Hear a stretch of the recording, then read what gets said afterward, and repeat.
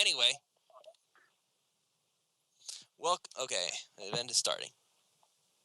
Okay, no more technical difficulties. Welcome, ladies and gentlemen, to another edition of the PhinManiacs.com podcast. I am your host, Louis Sung, and with me tonight, I have a very large group of individuals here to join me this evening.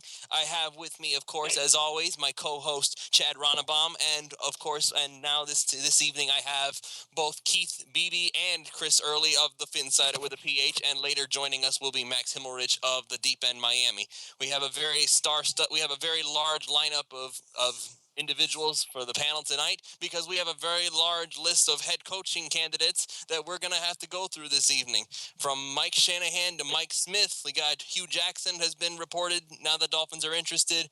Recently, Mr. Omar Kelly said that they're interested in Sean Payton. Matt Kanata says no. I'm going to go with Matt on that one.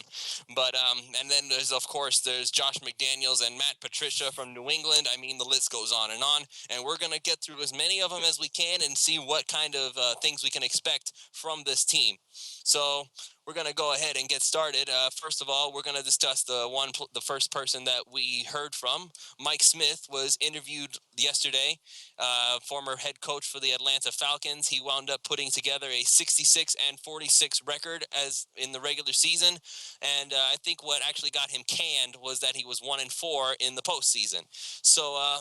And, of course, there was a lot of, according to what I've been told, there was a lot of bad personnel moves and a lot of bad drafts that wound up messing up his reputation with the Atlanta Falcons. Although I will give him credit for one thing. He knew when there was danger, and he decided to cut Mr. Brent Grimes and have him shipped off eventually to Miami while he was there.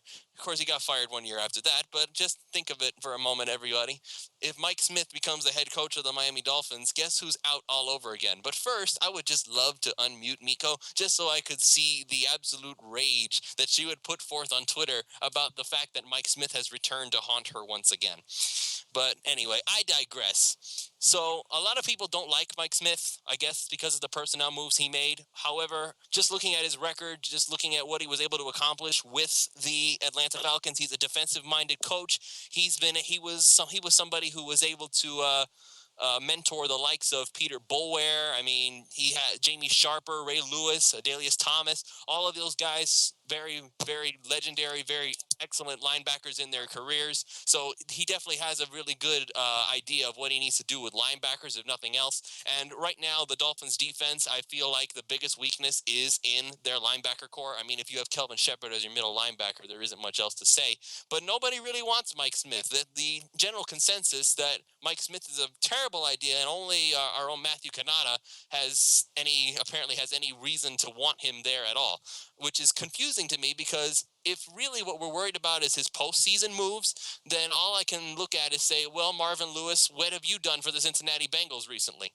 So I don't know who wants to go first. We have a very large list of candidates here to do the large list of head coaching candidates. So go ahead, you guys. I'm going to pick. Okay, you go first, Duke. Tell me what you think about Mike Smith. Why do you think nobody wants him? Well, the defensive-minded head coach and the defense has definitely gotten worse over the years. I mean, I watched a little bit of Hard Knocks that he was on, and I don't know, I got the same kind of vibe I got with Phil, but I just didn't think he's a guy that, I don't know, would fit with Miami. I don't know. I just think they should go with someone else. I mean, if they pick him up, I'm not going to be overjoyed, but I'm not going to be depressed about it either. Okay, that's pretty straightforward. Max, I see you joined us, so go ahead and let's see what you've got. I personally think that when a head coach is struggling in the way that Mike Smith was, where they're able to get the team to a point where they're highly competitive but then fail to reach the next level, I think a change of scenery can be what helps. I mean, I compare what he was able to do in Atlanta to what Rex Ryan was able to do in New York. Obviously, two entirely different coaches, could not be more different, but they both were able to get teams that weren't previously competitive, get them there, get them deep into the playoffs. Mike Smith took the Falcons to the NFC Championship game. They lost to Seattle, or it was either NFC Championship or divisional round.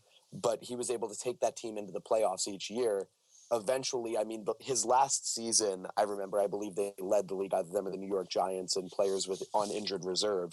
So he was plagued by injuries there, but he's a solid head coach. I mean, his players love him. He wouldn't exactly, like we were saying, he wouldn't be a home run by any means. And I think he's kind of a half measure in a weird way. If they don't mind going with an old coach, it makes more sense to go with Shanahan than it does Mike Smith. So if they don't mind going old, they might as well go Shanahan. But if they don't want to go old, they're going to end up going young, which Mike Smith isn't. So I personally don't think it's going to happen. But if it did, I think we would see a quicker improvement than we would with most coaches. I think he would have the team competitive pretty quickly. But it's a question of how far can he take them. Well, I would assume that, I mean, just looking down the list of his records as a member of the Atlanta Falcons, his first year as the head coach, they went 11-5, finished second in the NFC South. They lost in the wild card race. Then 2009, 9-7, still a winning record. They didn't make the playoffs. 2010 went 13-3. 2011 went 10-6. 2012 13-3, and then his last two seasons 4-12, 6-10. Those were when he got canned. But already, just by that alone, he's already done more. He already did more for the Atlanta Falcons than any coach that has been in Miami since Tony Sparano, and that was very much more Bill Parcells than anything else. Already, he's done more than any coach in Miami has been able to do. I see people hating on Mike Smith because, he brought down the Atlanta Falcons and they're still recovering to this day. Well, he got them to the playoffs 5 times, because he was 1-4. So he got to the playoffs 5 times in his career as the head coach for the Atlanta Falcons. Well, the last time the Dolphins made the playoffs was 2008. So if nothing else, Mike Smith would be able to get us to the playoffs. So I don't understand why everybody hates him so much. And that argument that he brought down the Falcons doesn't make sense when people make it, because he wasn't Chip Kelly, he wasn't Bill Belichick, he didn't have personnel control. He wasn't a coach with that, so he doesn't have the ability to take down a team. He wasn't demanding. He wasn't doing what Philbin did, demanding that players like Brandon Marshall and Vontae Davis get traded. But he was doing what he thought was best as a coach. And it's a question of if Thomas Dimitroff, the longtime general manager in Atlanta, what he was doing that hurt the team in that standpoint. And I think part of the reason people hate on Mike Smith so much right now, it's such a good crop of head coaches. I mean, there are a lot of really, really good options. In many years, you'll have 3 or 4 guys and then no one else. And then you'll have 6 teams trying to hire head coaches. Right now, there are 5 to 7, maybe even 10 good options, depending on who chooses to leave teams where they're coordinators now. I would like to know what moves that were made by, supposedly, I want to know what moves were allegedly made by Mike Smith that caused everybody to hate him so. I can fit in a few of those, Lewis. This would have been towards the end of his career, but Atlanta did make a big move in the, just to kind of summarize some of the stuff they did. They made a big move in the draft when they got Julio Jones, and they traded way up to get him and gave up quite a few picks to get him. Well, if that's the case, then I don't see why that should get you guys fired. Well, it worked out well to get him the player, and I don't believe. I think Max. I don't believe Mike Smith had personnel decisions. The personnel moves I can't believe put on him. The biggest disconnect that happened in Atlanta was he had. Everybody should be familiar with Mike Nolan. He was at Miami for a little bit as the defensive coordinator.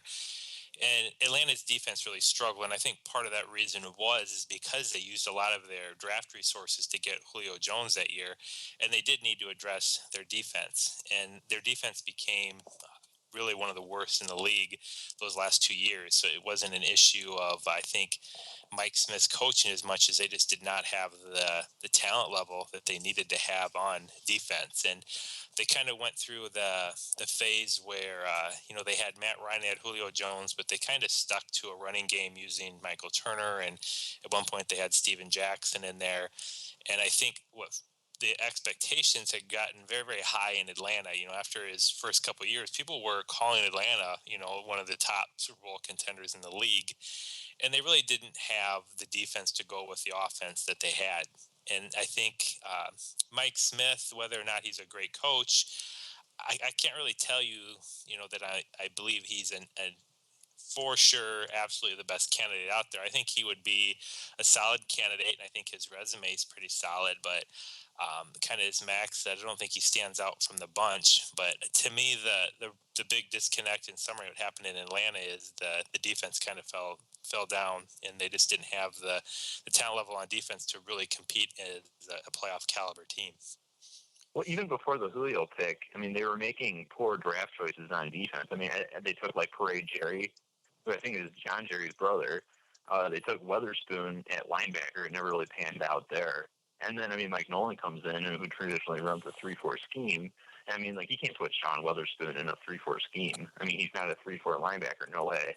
So, I mean, like, you had a lot of trying to fit a, square peg in a round hole with those guys. And really, I think that if people are going to hate on Mike Smith, it might be just how quickly it fell off in Atlanta, how those guys went from, they're playing against San Francisco in the NFC Championship game. I think they were up like 3 scores in that game. Like, they had that game won, and they blew it.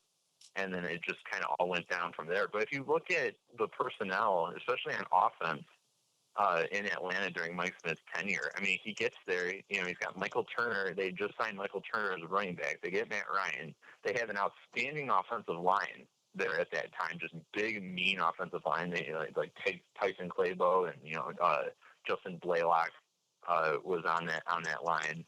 And it fell off quickly. Those guys, there started to be a lot of injuries, retirements on the offensive line. They got worse. Sam Baker never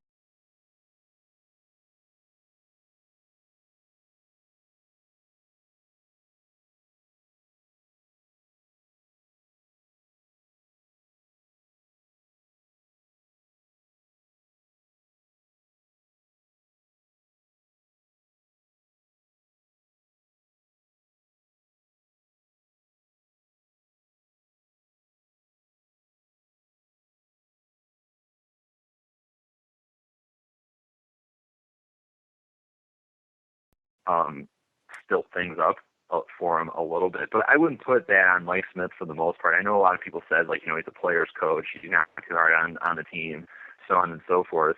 But I wouldn't put the personnel on him. I don't think they were as good as they should have been when he first got there. I think he was the beneficiary of having some outstanding pieces in place when he first got there. Tony Gonzalez, and whatnot, but I wouldn't put that on him. And I agree with Max said that if he comes in, he probably gets results in Miami sooner rather than later. I totally agree with that. I think that the thing you can look forward to most if he is named the head coach is you're going to see results pretty much right off the bat. I think he's got the kind of personality and leadership where I think guys take to him quick, and you get the most out of, again, it's not a loaded roster, but it's pretty damn good in Miami. And yeah, he's a high energy coach too. I mean, really, really high energy guy. The players love him. And so there is that instant energy factor. It's a shot of adrenaline for the team to have someone come in and act the way Mike Smith does versus the way a Joe Philbin acted. And I mean, even when Dan Campbell came in, he wasn't necessarily high energy. We saw him on the sideline. I mean, we saw it. He didn't live up to what we thought he would be in that sense. And then, I mean, Mike Smith, the one other thing is, if they're looking for proven head coaches, how often do you get a chance to hire a guy who had that resume? I mean, he had 2 losing seasons in Atlanta, and I mean, he really helped develop a lot of that talent. If you think about it, he was given a lot of older players, and that team was kind of a win-now fix. They had Tony Gonzalez, who was older. They had Michael Turner, who was older. They brought in Steven Jackson. They had Roddy White. They had all these key pieces of their offense. They were never going to compete with their defense. They had all those key pieces to their offense. And all of a sudden, they just all got old at the same time.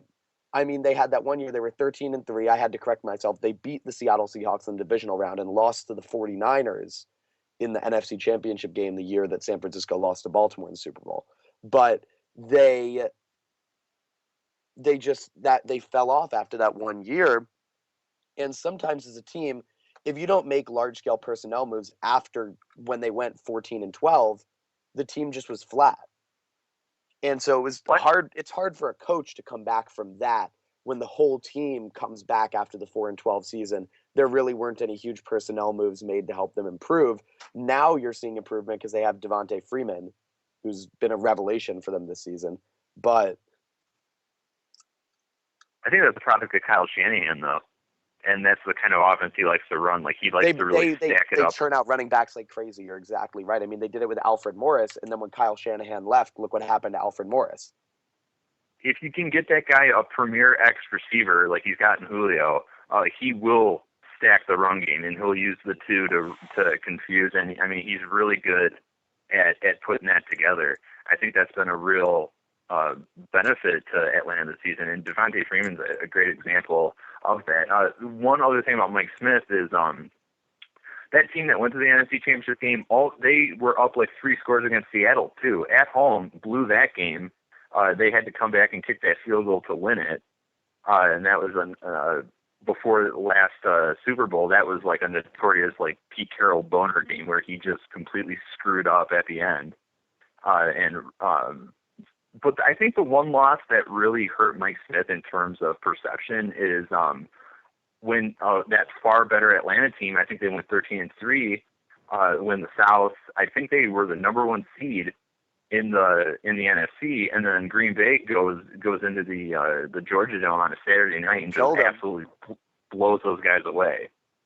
And I mean, I realize Green Bay won the Super Bowl that year, so I mean, you can't be too mad. But that was a good Atlanta team at home, a place where they were just pretty much unbeatable. They had beaten the Packers at home that season, and they came in, and Matt Ryan was terrible. They were, from the start, that defense just could not hang with Green Bay's offense. And I think that perception, I think that's a stink that Mike Smith was really never able to get off from there. I mean, losing at home in the NFC Championship game, I didn't think they should have lost to Seattle, in my opinion. They were lucky to get to San Francisco, and the fact that they blew a 3-score lead in that game was kind of indicative of the team situation as a whole. And I mean, you can hold as much of that against Mike Smith as you choose. I don't know if that's really fair, but the Packers game I thought hurt because that was a good team, and they just got absolutely slaughtered.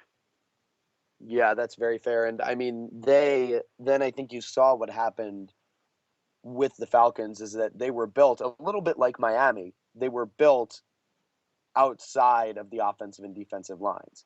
So they had skill position talent, but weren't able to contend against the really physical teams like what happens to Miami. I mean, and Mike Smith coming in, I think going back to what you were saying about Kyle Shanahan, I think that's why if they're going to hire Mike Smith, they might as well go with the other old coach and go with Mike Shanahan, because what he could do with this offense would just be unbelievable. But, I mean, Mike Smith is just – there's no way to know until he really gets another shot. There's just no way to know. And a team will give him another shot. He's not done as a head coach in this league. No one who starts their career off with 5 straight winning seasons and several playoff appearances is going to be – out of the league after a couple losing seasons. So it's just a matter of where he ends up. And it could be a good move to give him a shot in Miami, depending on what shakes out with Mike Shanahan. Yeah, and let's go ahead and segue into Mike Shanahan, shall we? First of all, I want to say, Mike Shanahan, I understand that you had a lot of stuff pushed on you. Let's be honest, guys. He had a lot of stuff he didn't want to deal with. He didn't want RG3. He didn't want Robert the Griffin III. And ironically enough, it was widely reported, and of course Omar refutes this because of course he does, that Mike Shanahan had a serious he really, really wanted to get his hands on Ryan Tannehill. He wanted to find a way to get his offense around him. He didn't get Tannehill.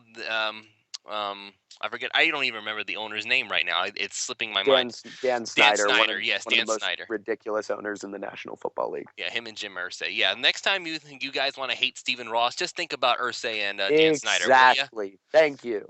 So anyway, you have Dan Snyder. He finds a way to get all the way up there. Gave away a first-round draft pick, I think, to the St. Louis Rams. He wanted to trade way up. Gave away 2 firsts and 3 seconds, and he gave away like 5 or 6. To move from the 6th pick to the 2nd pick, they moved 4 spots for all that. But exactly. But because the Rams knew exactly what they wanted, they were able to just leverage them and just kill them. And that's why the Rams are good, because they turn those picks into awesome players on defense. So there you go. And then of course, you have to deal with Robert Griffin III, who is not the quarterback Mike Shanahan wanted. Nevertheless, they did manage to win the division in RG3's rookie year, and RG3 looked like he was going to be a star. Then he got hurt and tried to be a pocket passer, and that turned him into a bench warmer for Kirk Cousins, the quarterback that Shanahan actually did draft because he basically said, "Look, I'd rather work with this guy." And now, even if he isn't a world beater like some people are trying to say he is, Kirk Cousins is turning out to be the better investment moving forward. So score one for Mike Shanahan. He tends to get a little snarky whenever things aren't going his way, and that's not exactly good for PR, which the Dolphins are currently drowning in, since the Dolphins lost all the games and made everybody upset, and literally they can do no right. But Shanahan does have a lot of things going for him. He's really good at building an offensive line. He can churn out running backs like nobody's business. He has a history of making awesome running backs, including one Terrell Davis. I keep bringing up his name, Matthew Canada. He wrote on you guys' site, Keith and Duke, this awesome article basically just bringing up all the stuff that Mike Shanahan was able to do. He had Terrell Davis working in here. He managed to make Olandis Gary somebody decent. Clinton Portis, Tatum Bell, all these guys, just running Shannon backs Sharp. coming. Shannon Sharp is a tight end, not a running back, but yeah. No, Well, I want I'm to point just saying, out. I mean, he developed him as a talent. I mean, they had receivers too there. I don't remember their names, but I remember watching some NFL films footage. They had good receivers there. There were Rod Smith was their big receiver. right. When Shanahan was with Elway. And they didn't change that much Shanahan followed a really interesting path. He also won a Super Bowl. He was the offensive coordinator of the 49ers, and they won it with Steve Young.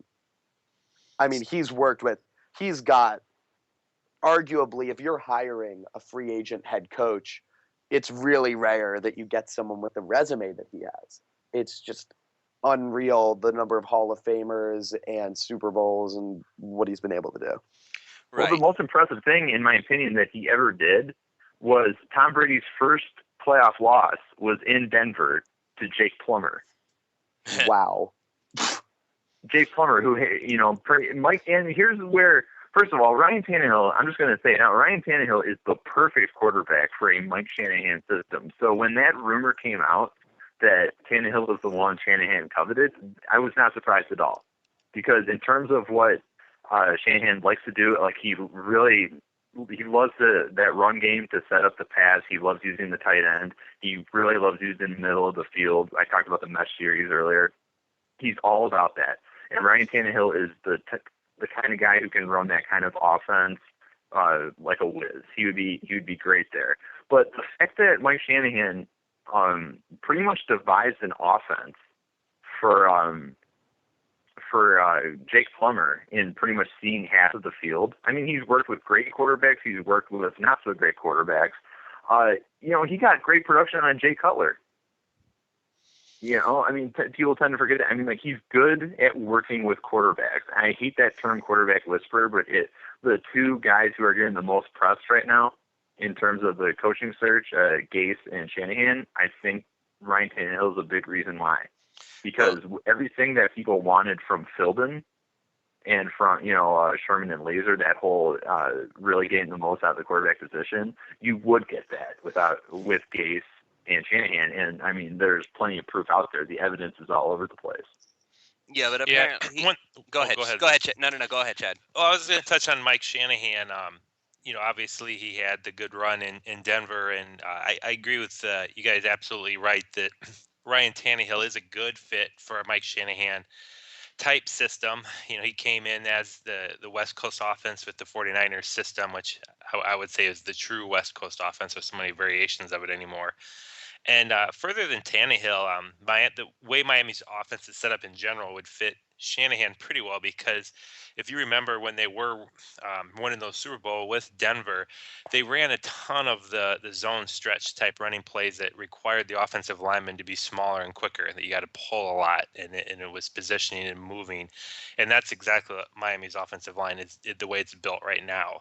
Miami's offensive line is not designed to line up just run plays over and over and over and try to wear a defense out. I mean, Juwan James and Billy Turner and these type of guys, they're better at, and Mike Pouncey even, they're better at moving. And so I feel like... Could he make something out of Dallas Thomas, Chad?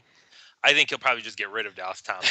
Yeah, that would probably be his first move. That would be a miracle if he made something I out do of think Thomas. he might be able to make something out of a Jameer Douglas, though. But my point being is Shanahan fits some of the personnel we have in place right now pretty well. The downside with Shanahan is, and you called him snarky. I would say he's more than snarky. He's very abrasive and he's very, very strong-minded. And he cuts no bones about it. If you're not getting the job done, he's not a guy that's going to cut any bones about it. He's going to come right out and hammer you that you're not getting the job done. And that's why you saw the issues in Washington. He didn't like Donovan McNabb. And Donovan McNabb is notoriously kind of a lazy type of quarterback from a reputation. He was a good quarterback in his days with the Eagles, obviously, but nonchalant kind of in his approach. And I think that immediately, remember, Mike Shanahan ended up benching Donovan McNabb when they got him over to Washington in that huge contract. And then they struggled with RG3. And obviously Shanahan probably was correct in that although they had a good first year with RG3, as soon as he had the injury issues and he wasn't the running threat that he was in his rookie year, he just clearly wasn't a guy that could be a pocket throwing quarterback. So it's kind of up and down on Shanahan. I feel he's probably one of the best fits for the Miami job too, because I don't want to overlook the media in Miami. The media in Miami is just god awful. I mean, they're extremely negative on the Dolphins, and it makes me nervous for a guy like Gase to come in there right now because he's so young. He's never been a head coach before, and he's going to step into media that's going to be immediately looking at ways to basically be negative and get him down and rip whatever's going on with the organization. And you've got other personalities to deal with. We've got to get Ryan Tannehill motivated. You've got to deal with Miko Grimes. We've got to deal with other issues that have went on off in the field that happened under Joe Philbin. So I really feel like we need to bring a guy in that is going to establish a lot of discipline, a lot of structure, and put things in place, whether it's the right way or the wrong way. It's going to be very definitive on what's going to happen. And Mike Shanahan clearly is the best candidate, I think, that's out there for that. You could also argue Tom Coughlin would be able to do that, and he definitely would. I'm a little nervous that he's coming right up on 70. That how long is Tom Coughlin going to continue to coach? And at least I think Shanahan could maybe get a good structure in place, over a course of 3 to 4 years or more, and get the team back on track. And it looks like Coughlin will take a year, or maybe, if he's going to be able to coach at 70, he's going to be able to coach at 71. I mean, it seems very unlikely that it's not often that someone goes from coaching a team for a dozen years straight into coaching another team. Often there's a year off. Yeah, I agree. But I think you guys all have to admit, for Miami right now, more than anything, the team needs a structure and a leader to come in. And I know Gase is a hot name right now, and I know a lot of people believe he's very innovative on the offensive side, and I don't disagree with that. He's an excellent offensive coordinator, but that's a complete different ball game than being a head coach and coming into a Miami job where there's a lot of very difficult decisions to make. We've got some high priced veterans. We've got to decide to keep or cut. And we've really got to get some coordinators in there that are going to be held accountable, that we feel good about.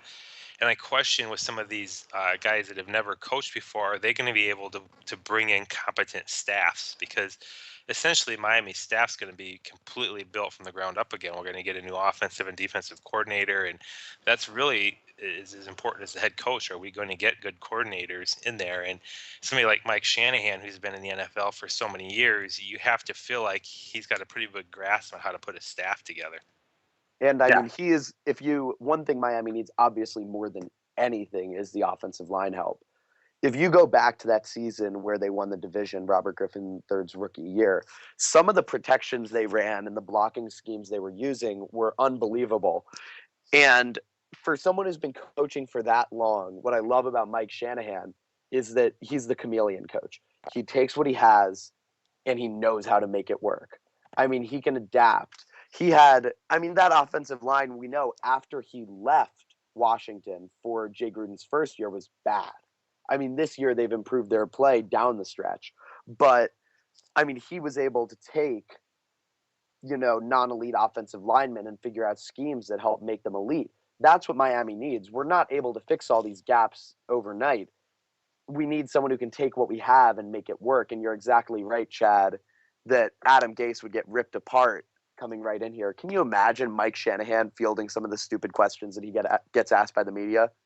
Can you imagine the looks that he would give some of those reporters like Omar when they ask him? Well, more importantly, he doesn't care. I mean, Mike Shanahan does not care what Omar McKelly thinks. I mean, he's going to be set about his ways. But I worry somebody like Gase will start to be impacted by that, and that's when you start seeing some, they're making decisions based on what they're hearing from media and fans. And I want somebody who's going to out coach people, and it's been a long time since we've had somebody that out coached somebody. And I'd already heard, this is rumor, and there's lots of rumors flying around, but I heard that one of the things Gase wants in his job is to be able to call the offensive plays.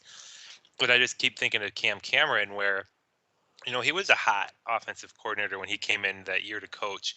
And he basically came in and said, I'm going to be the offensive coordinator and the head coach. And that turned out to be the worst season ever. And it's just, in my mind, I think he could get overwhelmed in a hurry. If we want to bring somebody in to fix the offense, which it obviously needs to be done, I think we'd be much better served to look at somebody like Sean Payton or Hugh Jackson, where at least they know how to coach football teams and what goes into being the head coach on top of it.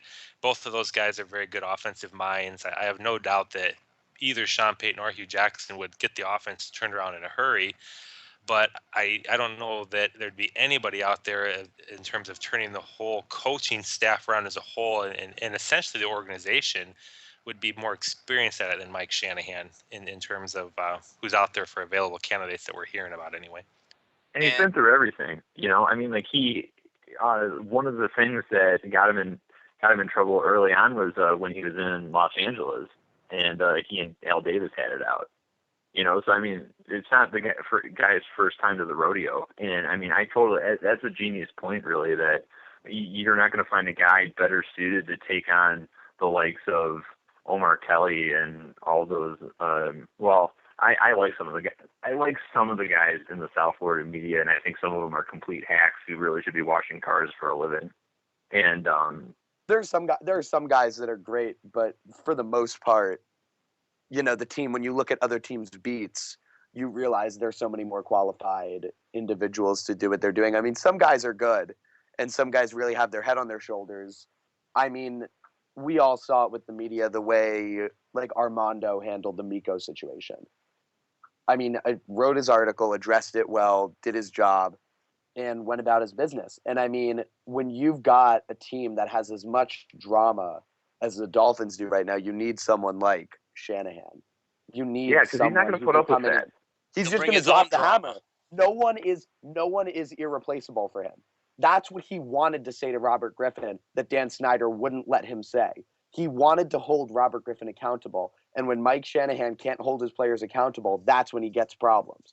He wanted to hold. Yeah, but I feel like he'll hold Ryan Tannehill accountable, because I think Ryan Tannehill does need to be held accountable. I think. Well, he's in a contract year, and in reality, the way his contract is structured, he absolutely is. We need somebody who's not afraid to pull that trigger, so to speak. Because a lot of people are unaware that Tannehill's contract. Everybody's talking about how big of a contract it is, but if you guys should Google sometime when people are talking about Tannehill's contract and look at the top quarterback contracts, and you realize that there's only like 25 or 27, I can't remember the exact percent, but it's a low percent of his contract that's guaranteed. And really the only significant guaranteed year is the coming season. And so if Miami wants to get away from Ryan Tannehill in a year, it's not this big dead money pitfall that you might think it is relative to all the other contracts out there. And I feel like somebody like Mike Shanahan, after having been with John Elway, having been with Steve Young, and having been on the other side of the spectrum from quarterbacks like RG3, he's seen Kirk Cousins, he's seen Jake Plummer, he's seen so many different quarterbacks. Who better to get a feel for what to do with Tannehill in a year than Mike Shanahan right now, in terms of he's seen so many different quarterbacks at so many different levels of development, he should have a pretty good grasp on it. And I do like that the idea. I mean, I don't know what's true and what's not true in that draft, but I mean, that's got to make somebody like Tannehill feel comfortable and want to come in and do his best, or somebody like Shanahan, when you hear those reports that he would have either just stayed put and drafted Ryan Tannehill than jumped up and grabbed RG3, because that means he liked that skill set, that he wanted to work with that skill set. So, and I don't want to slight the fact that they're doing a second interview with Mike Shanahan. I mean, that they have already talked to him. That's already been clearly reported, and they want to talk to all these other candidates. But I'm curious to see what you guys' thoughts are. What would be the purpose of bringing him in for a second interview? Well, the first one we found out wasn't necessarily a true interview. When you're in the league as long as Shanahan it's like an evaluation. They had a conversation. I think Mike Tannenbaum reached out, gauged his interest, asked, in a casual way, what do you think of Ryan Tannehill? What do you think of Ndamukong Suh? What do you think of this? What do you think of this? And then said, okay, well, that conversation clearly went well enough that it warranted bringing him in for another. And Chad, really quickly, what you were saying, I found the numbers. For the 2016 season, the Miami Dolphins are the 22nd team in terms of cap allotted to the quarterback position, with 7.86%. Yeah, which means that they're not paying Tannehill this massive contract. A lot of people think they gave him a. It's not. It's incentive. His contract is incentive based and really primarily based upon what he does next year. Because I mean, the number jumps. Yeah, the number jumps a lot to $20 million in 2017. But in all likelihood, he's going to restructure. Right? He's going to restructure next year. Yeah, but isn't that a lot of that 2017 on unguaranteed money? That's what they'd have to pay him, but only if they decide to. That's a cap hit. I'm just looking at the pure cap hit. Right. That's correct. So the point being is, this season, this is the year we need whoever's in there to have a really good feel of what they want to do with Ryan Tannehill. And that's where I'm coming in. Somebody like Mike Shanahan, he's going to know, I think, in his mind anyway, whether Tannehill's the guy or not. I don't want to bring somebody in here, have some kind of a chaotic season, and then we're back to square one with, having to restructure Tannehill, and are we drafting a guy? Are we trading a guy? And I just get nervous with inexperience in there. And one other thing I wanted to get your guys' opinion on with the older coaches in general, whether it's Mike Smith or even Tom Coughlin or Mike Shanahan, if we were to go that route and hire one of these coaches, that are in their 60s, that isn't going to be a coach that's going to be here for, say, 10 to 15 years or something like that. They're probably more of a 5-year plan. Do you guys foresee Miami potentially discussing with them Dan Campbell as an assistant head coach? Because I don't think the ownership right now and the leadership want to part ways with Dan Campbell. I think they realize that he's not ready to be a head coach. And even if you watched his press conference after the season, he even pretty well acknowledged that in the press conference, that he's had so much thrown at him and he's trying to learn so much. I'm wondering, that was the first thing that pops in my mind with the Mike Shanahan second interview and them starting off with Mike Smith, was I wonder if they're asking that specific question in those interviews. What do you think of having Dan Campbell as your assistant head coach? And I just wonder what you guys think of that. The interesting thing with Mike Shanahan, Kyle Shanahan's the wild card. I mean, if no one knows except for who's talked to him in interviews, if Miami can find a way to get Kyle Shanahan, then Mike Shanahan's probably the best guy for the job, period. Hey, guys, I just want to point out that we did have a caller, and they apparently hung up because we were talking too long, I guess. I don't know, or maybe they had a technical difficulty. So, caller, if you are listening, please call back, and we will get to you. Apologies for not getting to you very quickly, but when we get started, it's very hard for us to stop. Yeah. I want to get Duke's opinion on this, because Duke hasn't really talked much since he joined the show. So, Duke, what are your thoughts on Mike Shanahan? I'd be okay with it. Okay, that's again pretty straightforward from Duke. Okay, there is one other concern I had with Mike Shanahan, and that's very simply that I'm just looking at the article that Matt wrote, and it's what he did with Albert Hainsworth.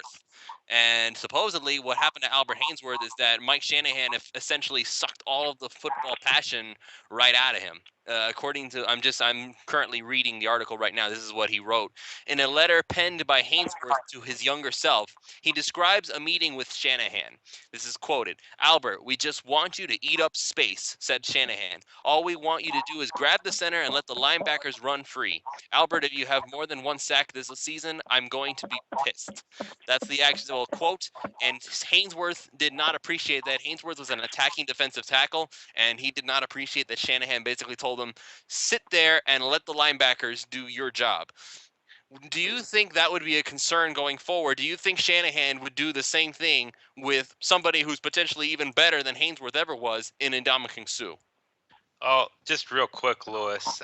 I don't know if you've ever heard Albert Hainsworth talk or read Albert Hainsworth history, but I would, in general, take what he says with a grain of salt. I guess I don't know that he's very trustworthy. So what he said was said, and what actually was said, I would question that one. And two, Ndamukong Suh is extremely intelligent. I mean, you might not think that if you don't know him Oh, I well, know but he's if you've ever intelligent. heard him talk, I mean, he's probably one of the smartest players in the league, intelligent. And so I can't even compare the two. I think it's almost ludicrous to think that Mike Shanahan would turn Ndamukong Suh into Albert Hainsworth. I think Albert Hainsworth probably doesn't like his reputation, being that he signed that massive contract and was horrible, and so he's trying to find somebody else to blame. But I mean, I just don't even think those two players should be in the same sentence. That's my general opinion.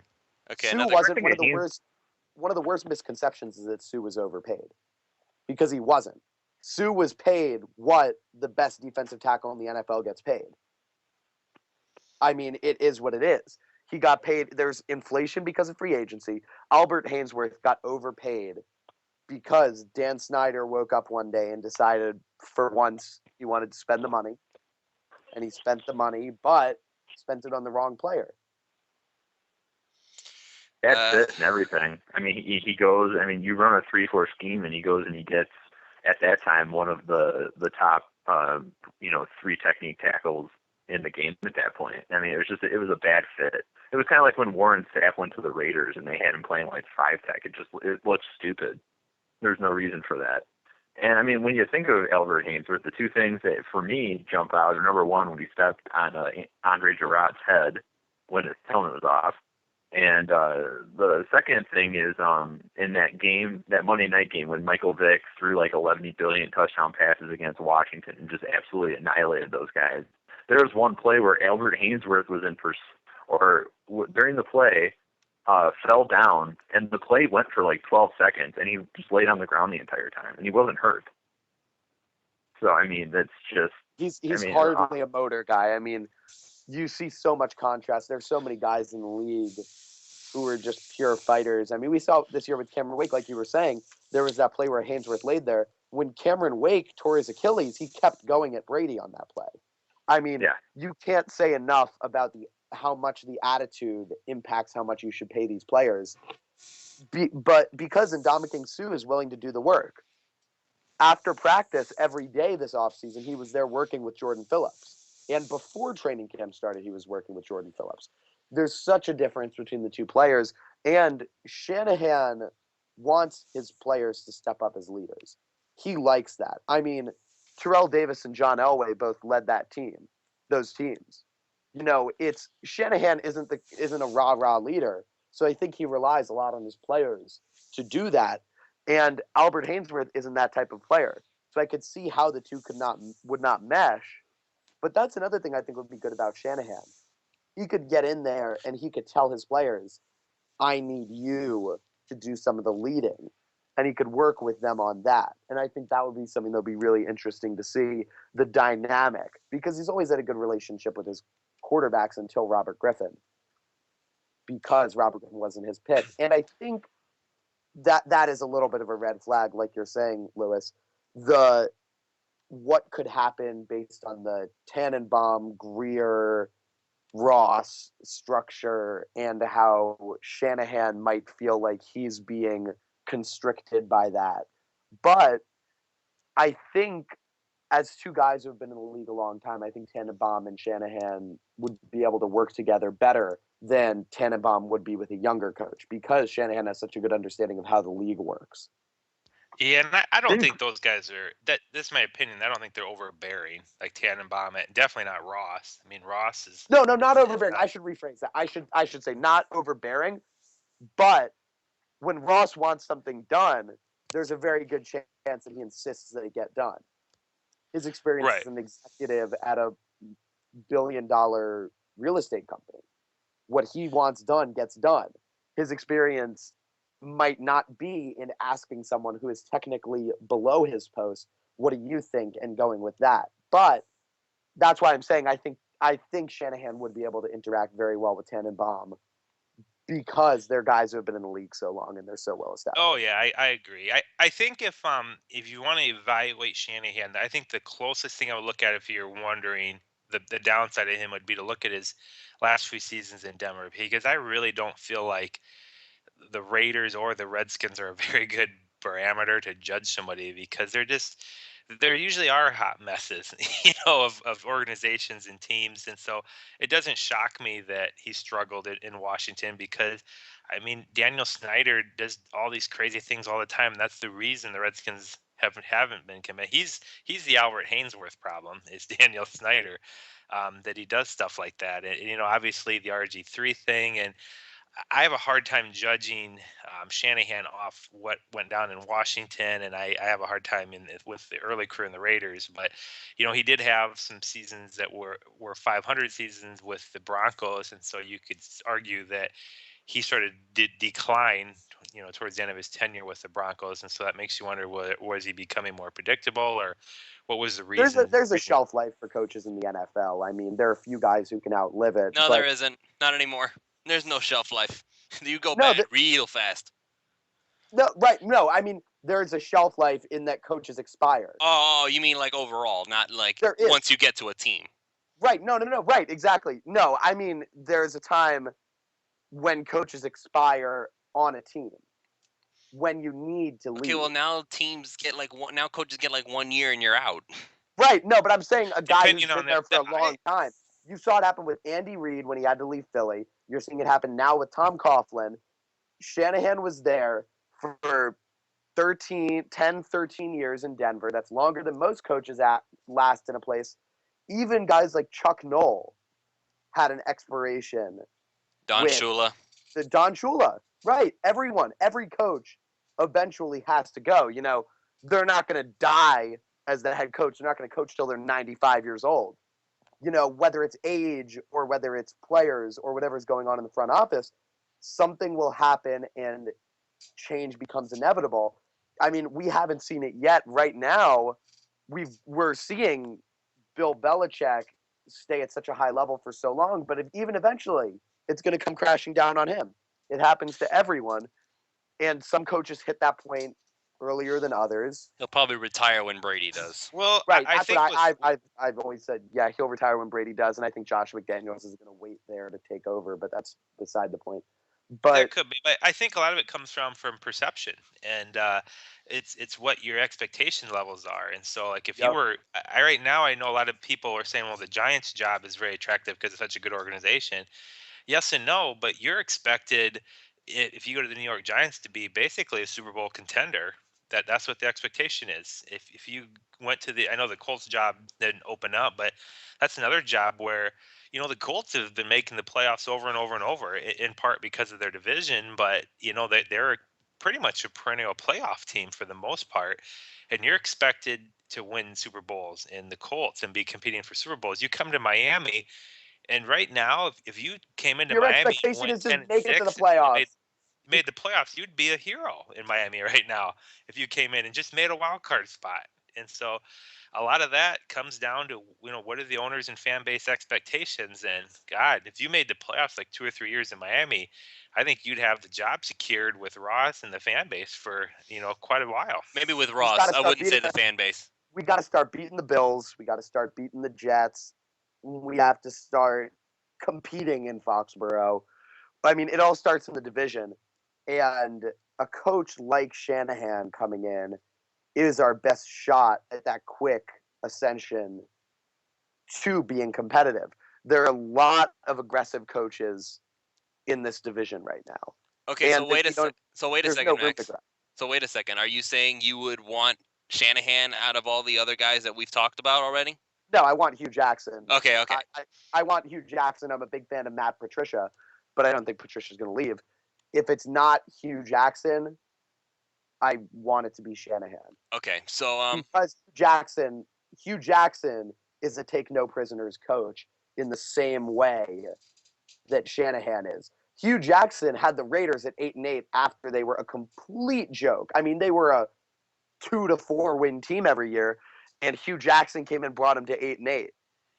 And again, Max, I got to say, especially from the Al Davis days, but even the current days, I don't consider the Raiders as a realistic. If somebody doesn't win with the Raiders, I have a hard time saying they're a bad coach, because that's a very difficult organization to win with. But Hugh Jackson did win with them. Hugh Jackson was. I am curious of all the people here right now, the panelists here. Is there anybody that has Mike Shanahan as their number one candidate right now? Yeah, me. Who was that one? Who said that's that? Keith. Keith. So he's number one on your board right now. Number one most likely, or number one your top? Like, that's his top choice. Wow. Yeah, I've always been a Mike Shanahan fan actually. So I mean, like, it comes down to a little bit of personal preference. Another thing I want to say is I wish the Dolphins had only given Philbin 1 year in terms of shelf life. Blech. With this whole.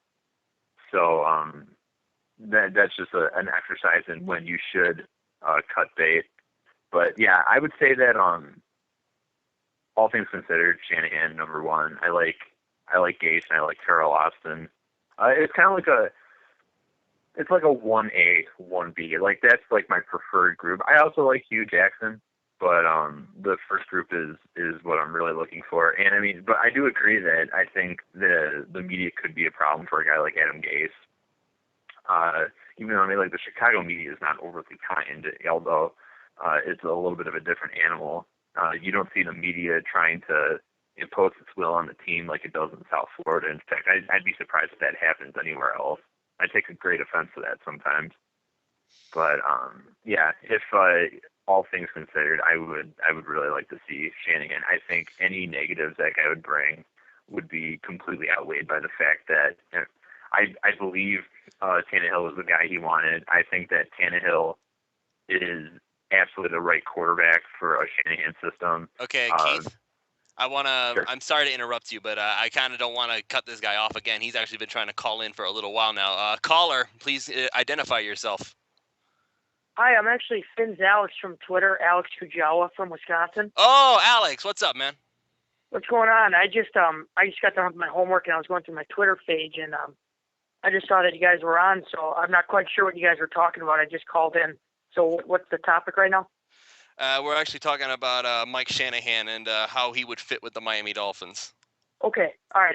I think that I like that. He has experience and whatnot. And he knows how to win, and he's had that background. Kind of the guy I'm looking for the Dolphins. I want somebody that gets the big picture. I get it's going to be tough. You might have a guy like an offensive coordinator, a defensive coordinator calling in or interviewing for the job. So, I want to see somebody that gets the big picture, a motivator, kind of like Dan Campbell, but somebody that I'd like to see Campbell maybe get a full off season, but at the same time I kind of want to see somebody with a fresh start, new identity for this football team that can change the culture and just go from there. But I like Chris Greer. I think he's got the right qualifications as the general manager. I like his background with his family, the family tree, his brother having so much success with the Blackhawks, and his dad being a scout with, I believe, the Texans now. And he has some good background, and I think he has a bright future. I think I saw he built some good relationships with people, and I'm looking forward to seeing what he can do at the front office. And hopefully those guys can make the right hire. But I'm looking forward to seeing what we got. I think we got a nice core nucleus of guys, and I think the future should be bright. It might take a couple years, but I'm willing to wait and see what this team can do with the right guy aboard. Thanks for taking my time or taking my call, and I appreciate it, guys. Hey, no problem, Alex. Hey, thanks for calling in, man. Really appreciate it. No problem. Thanks for having me. So that was Alex Kujawa at Finn's Alex. You can follow him if you want. Great Miami Dolphins fan, diehard. He's always trying to look at things in a more positive light, which is actually pretty refreshing considering the Dolphins fan base these days. So, any thoughts about what he said? I'm everything was good, except I probably disagree with giving Campbell a year. To me, it was pretty obvious Dan Campbell's not ready to be a head coach. I love Dan Campbell and his motivation, but the reality is one of the biggest factors you see with coaching, especially head coaching, is execution and penalties. And under Dan Campbell, we just had game after game where we were just having killer penalties, personal foul penalties, and holding penalties and false starts, and just a lot of to me it looked like coaching that just wasn't. Franchise What's record, that? most franchise record for most Yeah, penalties. and those were a lot of them were foolish penalties and execution penalties, and to me that stems from inexperienced coaching, knowing how to get professional players ready to execute. And I don't feel like we're in a spot right now from an organizational standpoint where we want to roll the dice and just see if Dan Campbell can learn on the job and get it figured out. I'm not there. I'd love to see him retained and see him try to be developed as a head coach, but definitely don't just roll the dice and give him the keys, because he's got to hire basically staff and they got to draft. And that's something he hasn't been through any of that. And he doesn't have any coordinators that have been through any of that. So we just need some experience. If we do get that young coach, if we go with somebody like a Gase, I'm really, really hopeful he's able to bring in some really experienced coordinators, because I have to assume that Gase is not going to know anything about putting together a defense, and so he's going to need a very experienced, very strong defensive coordinator if he were to become the coach. So that would be my big caveat, is if we have enough experience in the coaching staff in general. And yeah, Dan Campbell will get his day in court.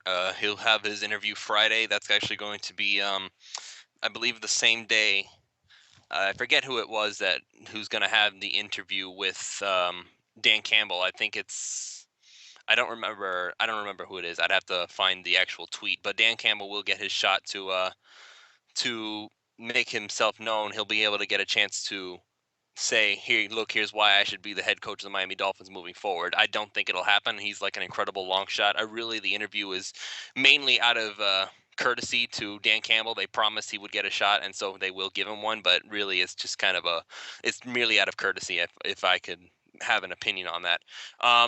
Armando Salguero of the Miami Herald, he just tweeted out that the Dolphins have confirmed that they have finished their interview with Detroit Lions defensive coordinator Terrell Austin.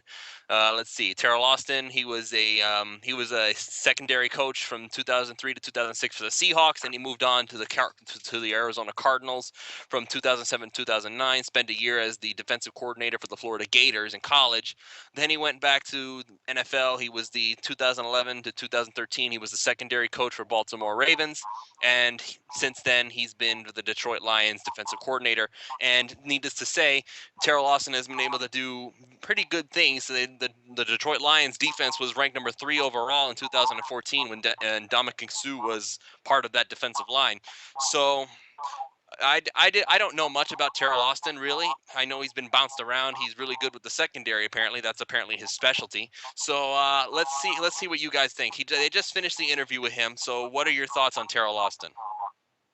I think it's the way that our team looks. There's a lot of go-ahead talent right now on the offensive side of the ball. Okay, hang on. Wait a minute. There's an echo going on somewhere. Who's echoing?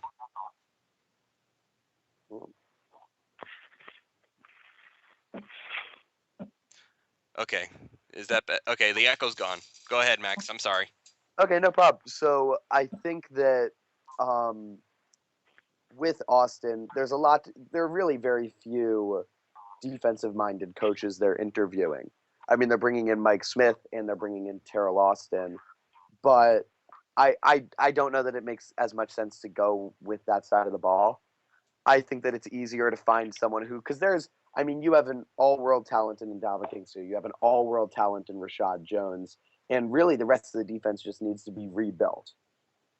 There's a lot of rebuilding that needs to be done, but once the pieces are in place, it's going to be an easier project than trying to figure out what's going on with the offense, because the offense has the people. The offense has the players outside of the offensive line. It's just a matter of who can make it all work. And I think bringing in someone who can really make it all work is imperative. But Terrell Austin, a lot of people accused him of being a Rooney Rule candidate, which I don't think is fair. I think, he Matthew Canada was saying it on Twitter today. Another reference for him. He's all over the place tonight. Yeah, but well, he knows what he's doing. He's got people. The Lions defense went up almost 20 spots in the rankings when Terrell Austin took over. I mean, he took a defense that already had the talent and made it a top group in the league. He's very an inexperienced coach is the only thing. I mean, he only has 1 year in the National Football League as a coordinator. He's been a coach. He was a coordinator at Florida, but it's entirely different at the NFL level. And it doesn't necessarily make sense to hire him now. I think in 3-4 years, maybe even 2 years from now, we'll be talking about him as the hot candidate, kind of the way we talk about Adam Gase right now as the number one young offensive guy. Terrell Austin will be that young defensive coach. But at the moment, I just don't think he's ready. Well, Terrell Austin he's been considered for head coaching jobs before, so I don't think his being ready is necessarily an issue, because I would think that if teams have been wanting him to be a head coach for a little while now, I don't see why people would think he's not ready. I mean, I understand. This is kind of like the same thing with Adam Gase, where he's never been a head coach. They're worried that another rookie head coach is not going to be able to do the same thing that an experienced head coach would do. And again, I understand that, but the same argument can be made for retreads. Oh, well, he failed earlier. Oh, well, he didn't do well in this place, so why would he do well here in Miami? And obviously, people make the argument, well, Bill Belichick was a retread coach. Okay, well, yeah, Bill Belichick also hit the lottery, so I don't know how much success would he have had. He wasn't necessarily a retread. I mean, he won in Cleveland towards the end of his time there. They just moved the team. I mean, he was having winning seasons there until, obviously, you can't play when halfway through the season they tell you that you're moving to a new city. But back to Terrell Austin, he could be ready for some jobs, but Miami is not a job for someone coming in as relatively inexperienced. I mean, you look at what happened with Joe Philbin. He had been in a league for a long time, and the media and the off the field stuff ended up being a huge problem for him. And now, I think it was a good point I hadn't previously thought of that Keith and Chad brought up, how a coach needs to be thick-skinned to take this job because of the way the media functions and how unfortunate that is in South Florida. I don't know that Terrell Austin is ready for that right now. Wasn't Bill Belichick the last Cleveland Brown coach to win a playoff game?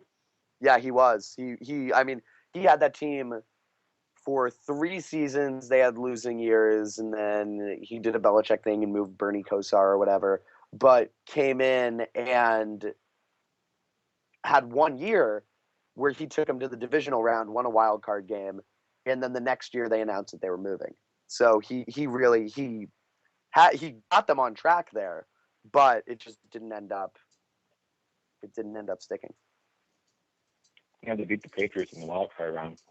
Yeah, they did. They beat the Drew Bledsoe 94 Patriots. Sir. I think was that a Bill Parcells team, or was that a? I think that was a Bill Parcells team. That's right. It was. Yeah. It was or was not. Yeah, because yeah. Bill Parcells, Willie McInnes was on that team, so on and so forth. Duke, for anyone who remembers that guy. Duke, you've been real quiet all night, man. I want you. Let's hear from you. What do you think about all this? Like, do you have anything to say?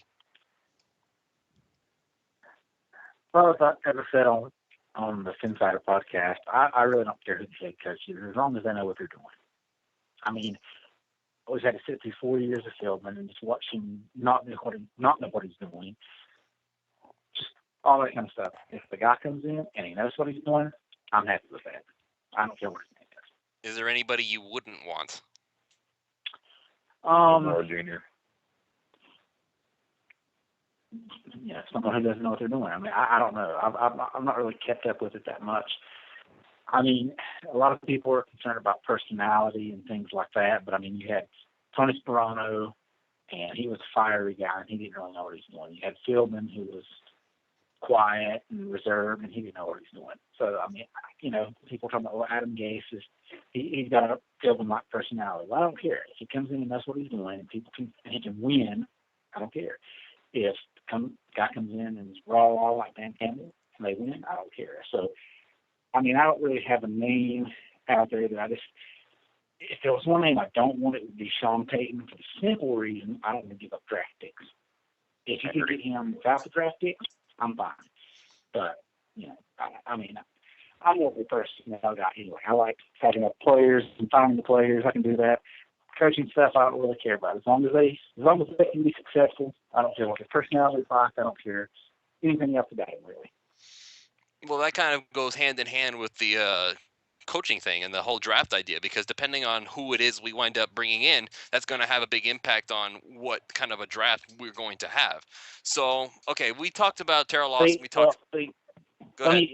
I would disagree with that, because I would say that my view of this draft is what Miami needs is pretty much scheme independent.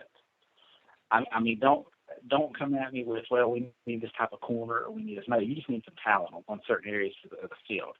Like, I don't care if it's a zone blocking guard or whatever. You just need some guards out there. You need some linebackers that know what they're doing. You need some cornerbacks that can cover. I mean, you know, just you need some players. And so cornerbacks who aren't married. So, well, we need a player that can do a certain thing or do this. You know, we had that with Joe Philbin. You know, they got rid of Vontae Davis, got rid of Sean Smith, and they've gone on to other places and become successful. And it's not Sean Smith's fault that he was a fresh corner that they decided to play in his own scheme. You know, so just, you know, I'm of the opinion now that, I mean, I believe the Dolphins have some talent that they can build on, but they're not at the point where they can say, well, we need to get certain types of players to fit our scheme. No, you just need some talent in certain positions. Cornerback, safety, free safety specifically, linebacker, offensive line. Well, that's the exact reason that I would want somebody like Hugh Jackson, because what everybody has said about Hugh Jackson is that he's able to get the best out of whatever players he happens to have. It's not necessarily his scheme or his way of doing things. It's just like, okay, let's see what I got. Okay, I have you. Let me see what I can do with you. And that's the kind of coach that I feel like the Miami Dolphins need, and that's the biggest reason why I'm really happy that they decided to ask for a Hugh Jackson interview. I don't know if that was granted or not, but the simple fact that, again, like Max pointed out, like I've pointed out several times on this show, he managed to take a very crappy Oakland Raiders team and turn them into 8-8, which means he took whatever talent was there and managed to get the best out of those players. We wound up 6-10. Last year we were 8-8, and even though it doesn't look like it, even though the record doesn't show it, we can still make the argument that the talent around the team would actually be somewhat better than what it was last year. It's just that it was so badly coached that it actually went down. I cannot believe that a team with Ndamukong Suh is actually worse in pass rushing and worse in stopping the run than one that has Jared Odrick and Randy Starks. I mean, all the respect in the world to J.O., but he's not Ndamukong Suh, and neither is Randy Starks. I mean, he's got attitude, he's willing to fight for everything, but he also is not Ndamukong Suh. And Earl Mitchell was the starter last year anyway, so it really doesn't make a difference in that aspect. Cam Wake got hurt, I mean, fine, but you still have the same backups, you still have the same everything else. The only thing that's different is that Kelvin Shepherd was in the middle. Messi was on the side, Jelani Jenkins was where he was before, and you have Jamar Taylor there instead of Cortland Finnegan. Well, nobody liked Finnegan anyway. I'm the one who would defend Finnegan. So where was the difference in the defense other than a few positions here and there that wound up getting hurt? That it shouldn't have made that big of a discrepancy that it was so obviously bad. Like, the defense was pretty good for a little while there last year, and then it just kind of fell apart, and it never got back to the point where they were good, even though the players had actually been, you could make the argument that the players overall improved. We all thought the defense was going to be a juggernaut. We all thought the offense was going to be a juggernaut. But instead of trying to get the best out of the players, we wound up getting the worst out of the players, and it's because the coaching staff had no idea what they were doing. Like you keep pointing out, Duke, we just want somebody that knows what they're doing and does not make scheme dependent. We want somebody who gets the best out of the players, period, end of discussion. Don't care what kind of scheme you're in. Let me see what you can do, and I will figure out a way to use you. That's Hugh Jackson, and that's why from day one, he's been my top choice for head coach. And a lot of people say, oh, the Dolphins won't get Hugh Jackson. There is not a team with more to work with for him on the offensive side of the ball. I mean, you have Devontae Parker, who's really showed us. I mean, we thought this season was going to be a wash for him, and we thought he'd kind of take a little bit of a. I guess we had to thank Rashard Matthews getting hurt for that. Right, exactly. And I mean, he's got Jarvis, he's got Devontae Parker. If Hugh Jackson comes here, you bet Lamar Miller's re-signing. You've got Lamar Miller, Jay Ajayi. There's more to work with. And Tannehill, whatever you say, Andy Dalton obviously had the better season. Tannehill is more talented. Hugh Jackson could do more with him from a standpoint of getting creative on the field. You saw him throwing passes to Andy Dalton with Mohamed Sanu and these other receivers in Cincinnati. I mean, think about what he could do with someone who has the physical gifts that Tannehill does. And then on the defensive side of the ball, Hugh is one of the most respected coaches in the league by other coaches. He would be able to bring in, he and Mike Shanahan are my top picks because they could bring in such good coordinators. And I've said it from the get-go, the coordinators in Miami are going to be as important, if not more important, than the head coach that's brought in. I think, and I'm going to leave this one on you, Lewis. Obviously we've heard rumors. I wouldn't say we have any specific inside information. We've heard rumors on who the targets are for the Dolphins, but I think Hugh Jackson, and this is nothing but speculation on my part, I think the Saints are planning on making a hard run at Hugh Jackson, and I think what the Saints' strategy is right now is they want to get Sean Payton moved, they want to get a draft pick, and they want to see these coaching vacancies fill in over the next week or so. Then get Sean Payton out of there, get their draft picks in, and then make a hard run at Hugh Jackson. Because I'm not quite clear what the Saints are doing right now. And my speculation is that Sean Payton, and this actually was a story on Pro Football Talk this earlier today or late yesterday, that Sean Payton was in detailed talks with the Colts. And I think the Colts was the premier job that the coaches wanted, mainly because Andrew Luck. You get Andrew Luck, who's a young, star quarterback, and you get a really easy division. I know things change over time, but I mean, do you really want to go take on Bill Belichick and have to unseat the Patriots? Do you want to go to the 49ers and have to try to compete against Seattle and Arizona and the Rams? And we all know that, sometimes you only get 2 or 3 years for at most as a coach, and you're expected to be playing winning football. And so if you're looking at taking a job, you want to go into not only teams that are what you want, but what is the whole situation as a whole, the division you're in, and who are you inheriting at quarterback. And I think the Colts stunned Sean Payton. I really believe he was taken off guard when they decided to not fire their coach, and they gave him a 4-year extension. Exactly, and I think that shocked Sean Payton because I think it shocked Chuck Pagano. Maybe it did, but I think his intent was to go coach the Colts. That's what Sean Payton was planning on doing, and the door's shut. And then it wasn't even 24 hours, and suddenly Omar Keller's reporting the Dolphins are suddenly talking to Sean Payton again. And I believe this is because the Saints want to get him traded this week. The Saints can't be intending on keeping Sean Payton and letting him shop around right now. I mean, if Sean Payton comes back and everybody knows he looked at leaving and it just didn't work out, you can't put a coach in a more lame duck situation than going into next year with the Saints. And so I'm trying to figure out what the Saints are doing, because they're playing like a game of roulette right now, or poker on who's going to blink first, because they've got to have coaching candidates in mind. And they're just waiting to see what they can get. I mean, the report came out that they want a second round pick. And I mean, that's a very before it was a valuable first round pick. I think they're starting to realize that nobody's willing to give up their first rounder or even a second rounder for a coach that they're not sure is going to be able to succeed without Drew Brees. And I think the Saints are starting to panic.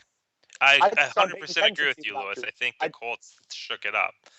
But my question is okay, yeah, I understand they're wanting the draft pick, so they're waiting, but how much is a draft pick worth if you're going to sit there with no coach and whoever they're targeting, what if he becomes unavailable? Then what do? Do you just keep Sean Payton then and pretend that we weren't trying to get rid of him and all this stuff was going on? So they've got that's to going to say a lot about the integrity of the New Orleans Saints. Like, we already know what Steve Ross did with the whole Tony Sparano mess. Yeah, that turned out fascinating with the Jim Harbaugh chase, but we'll see what the Saints do. My question is, so let's say the Saints wanted Gase. Well, they're playing a very dangerous game right now because he's interviewing. Let's say they want Shanahan. They're playing a very dangerous game because he's interviewing right now. My speculation is the Saints want somebody who's in the playoffs right now. And I don't know any other coach, unless you're looking at maybe one of the Patriots assistants. I don't know who is a better coach right now that's available in the playoffs as a coordinator that you would feel good about than Hugh Jackson. Maybe you guys have a name that they might speculate that they're sitting at or looking at, but I think that is the name. And so I think Hugh Jackson is more coveted than people realize. The question is, what does Hugh Jackson want to do, and what are the attractive levels of the jobs that are out there? So everything I'm hearing is that the Giants job is coveted right now, mainly because the belief is you get a good organization, you get a big market, and you're getting Eli Manning and Odell Beckham Jr., from a standpoint from a coach or a quarterback receiver combo to start with. But after that, with the Colts gone, I think Miami's pretty well up there. I don't think people really want the 49ers job right now. The general manager didn't work out well with Jim Harbaugh. They just gave $14 million to the old coach. And I don't know who really wants to deal with Colin Kaepernick right now, because he's really kind of a wild card of how do you succeed with Colin Kaepernick. I don't think anybody wants the Cleveland Browns job. I mean, I don't know if I would take it. No. So, I mean, talk about a disaster. So, I mean, that kind of leaves you in the standpoint that, maybe the Titans would be attractive. You get Mariota, and it's a division that's not that great, but there's a lot of building that needs to be done in the Titans yet. And so I feel like the Dolphins need to be patient here. I do like Hugh Jackson in play, and I've been saying all along, don't be shocked if Sean Payton is in play. I keep getting told, oh, no way, no way. But I really think he told the Dolphins no because he was intending on going to Indianapolis. And that's all fallen through now. So everything's back on board, because I don't know where else Sean Payton would be going other than maybe the Giants. Well, he wants the Giants, supposedly. There were reports out that he's going to watch the Giants situation very closely. Well, and what that's telling me is Sean Payton doesn't want to go into a spot where he's got to completely start over. He wants to get a somewhat of an established quarterback. And the reality is right now for the open jobs, Tannehill and Eli Manning are clearly the best two available quarterbacks. There is no quarterback in Cleveland. Kaepernick's kind of a wild card. And Mariota, I mean, he's basically brand new. And so he's got a development yet. And so that's going to be the interesting aspect, because I think these coaches, it's not just about, they just take a job. It's about what is in place that they can successfully win with. And so I believe Hugh Jackson and Sean Payton are more in play than people are reporting right now. I think the reason you're not hearing about it is because, you can't talk to Hugh Jackson really right now. And you can't, Sean Payton is got the draft pick stigma. I agree with Duke. I like Sean Payton because of all his coaching experience. He's clearly one of the better offensive minds in the game, but I'm not really on board with sending a second round pick to the Saints for him. So that's it's going to be interesting to be how it plays out. But I don't know what you think, Lewis, or who you guys think the lead candidates are. I'm just curious of your opinions. I don't think there's a better candidate than Sean Payton, to be completely honest. I mean, he's young, relative for an NFL head coach. He's 52 years old. He is established in the league. His players love him. He's an offensive mind. He took New Orleans as a team somewhere that they had never been, turned them into a perennial playoff team, and somehow he's, like we were saying earlier, he's hit that shelf life where a coach might have to change scenery to really go back to who they were. And I think if Miami has a chance, Sean Payton is 87 and 57 as a head coach, as a first-time head coach when he took over in New Orleans.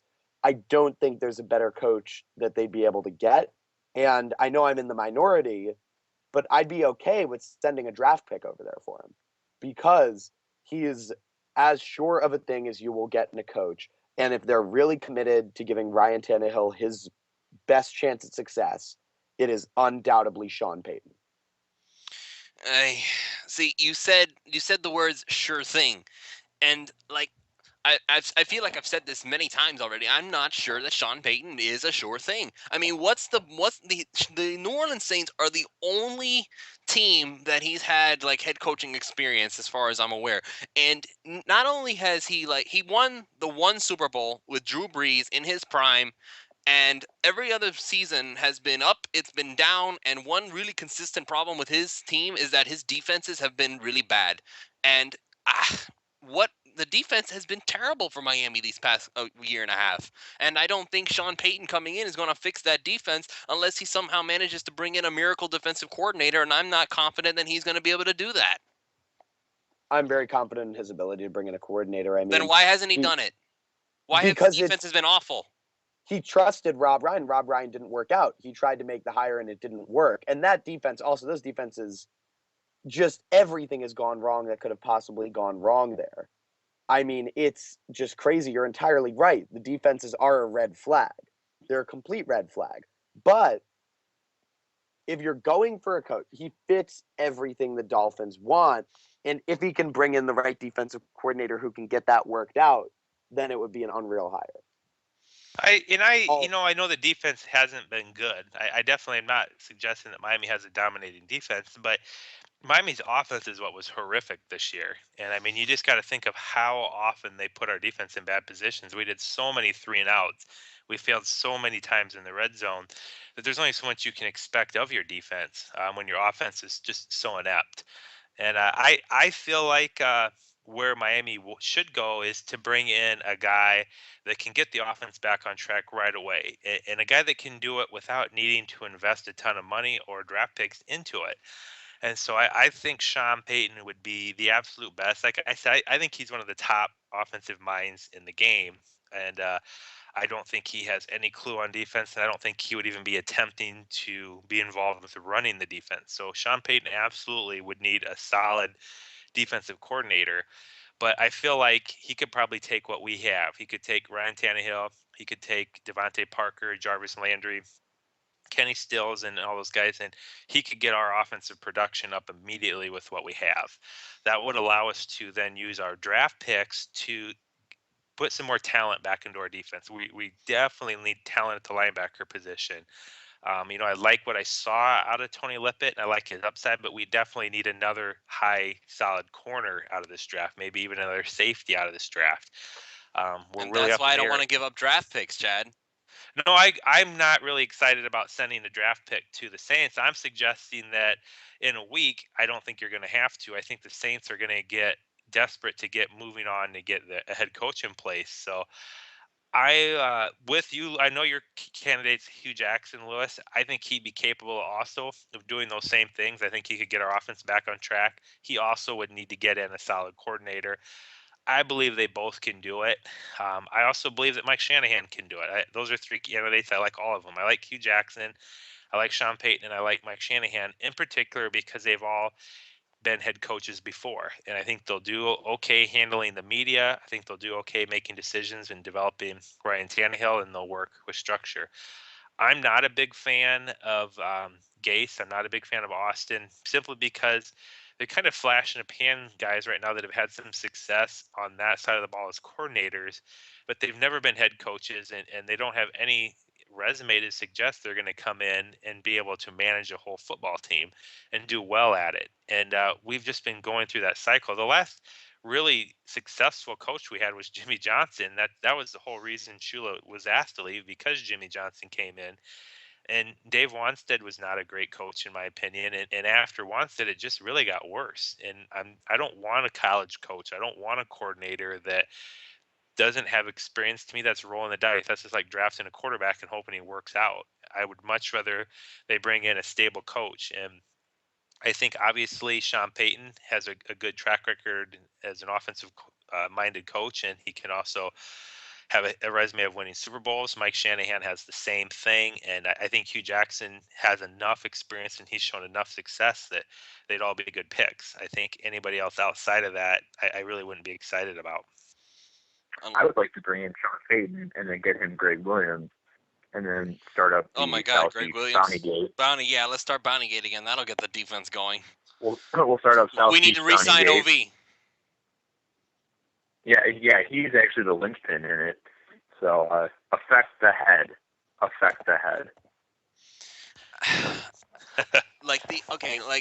I understand, Chad. I'm not disagreeing with anything you're saying, man. I understand all your points. I just can't get it in my head that Sean Payton is really all this because of one big factor that I just can't get over. Never mind the defense, never mind all that other stuff.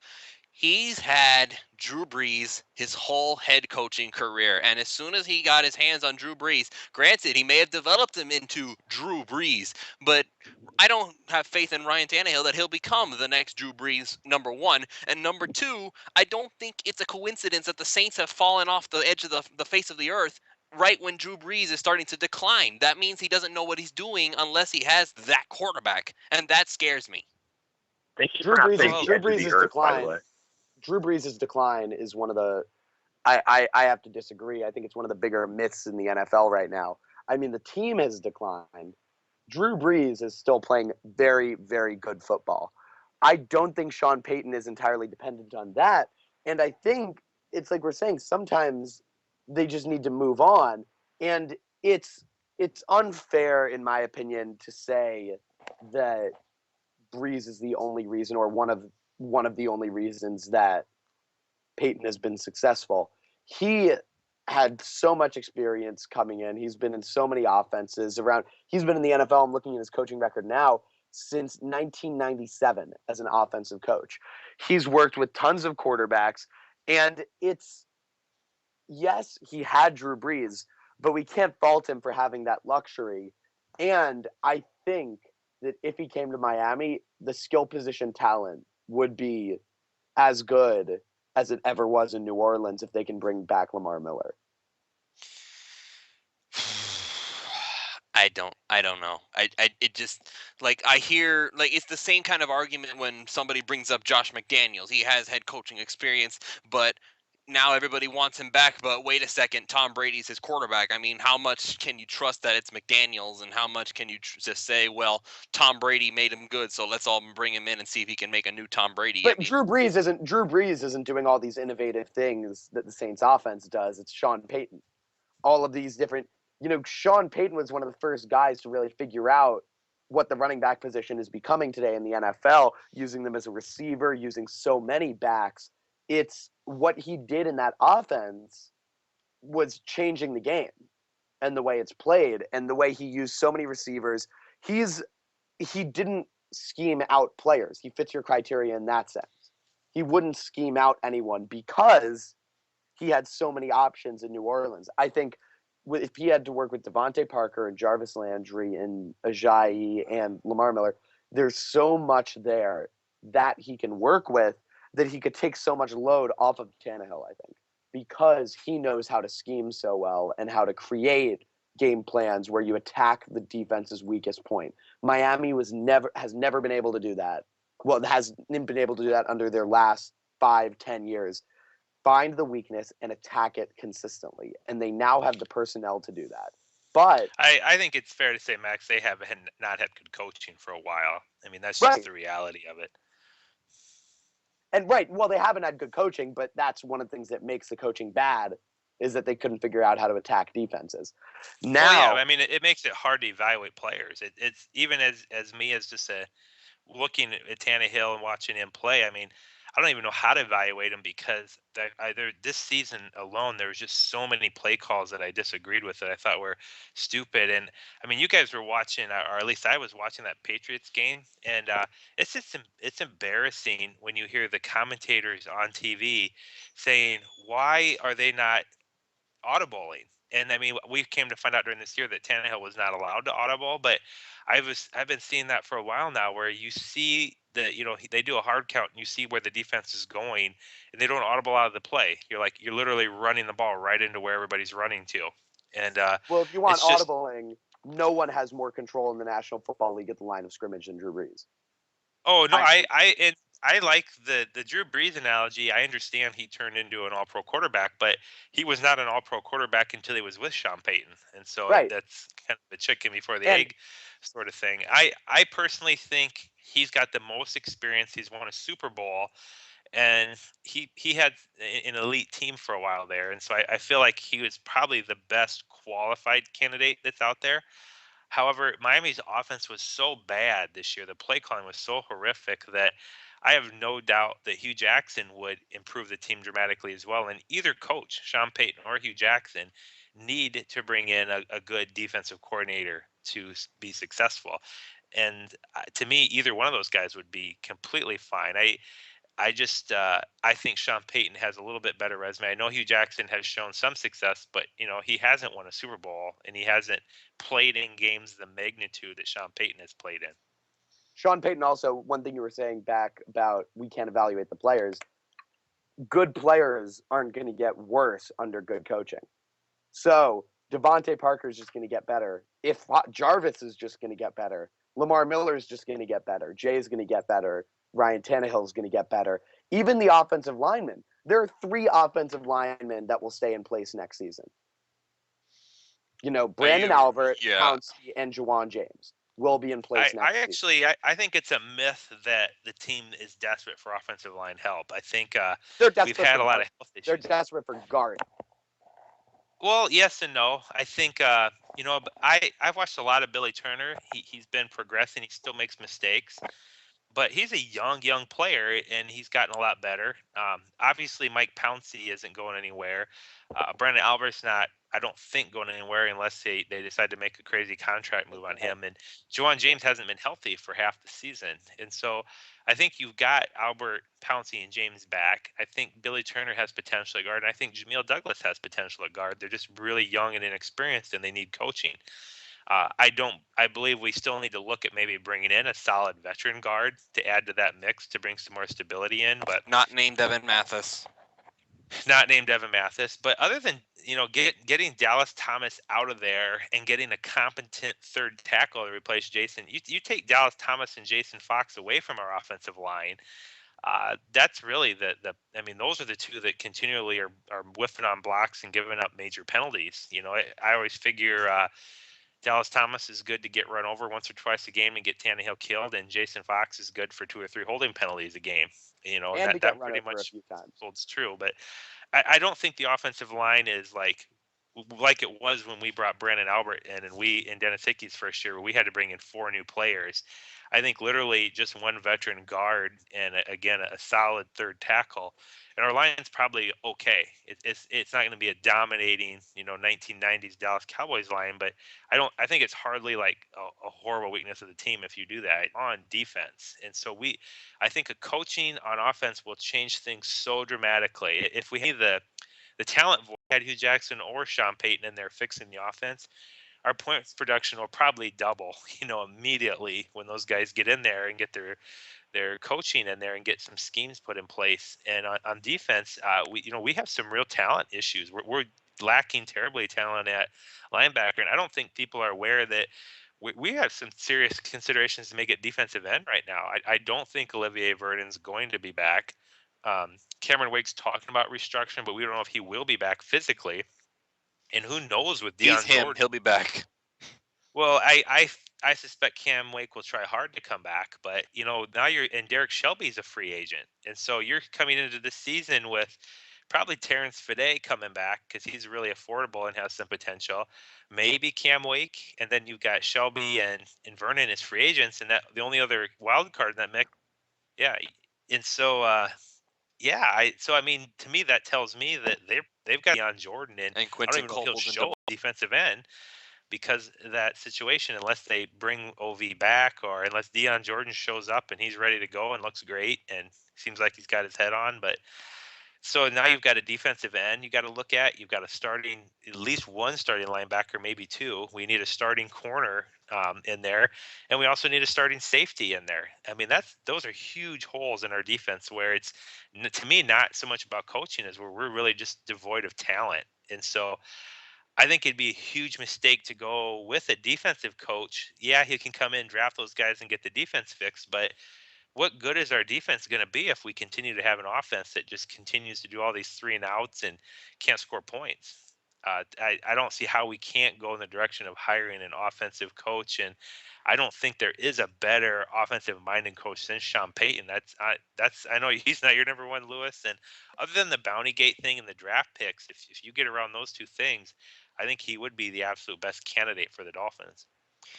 If the Saints release Sean Payton from his contract, then I wouldn't mind. But if we have to give up a first or second rounder, then no, just not even a shot. No one will give up a first rounder for him. I mean, but a second rounder, Still theoretically, no, because we need that talented pick. That's 2 picks in the top 40, guys. I heard a report. These are rumors, but I heard Miami was offering in the 3rd round. That was what was being discussed.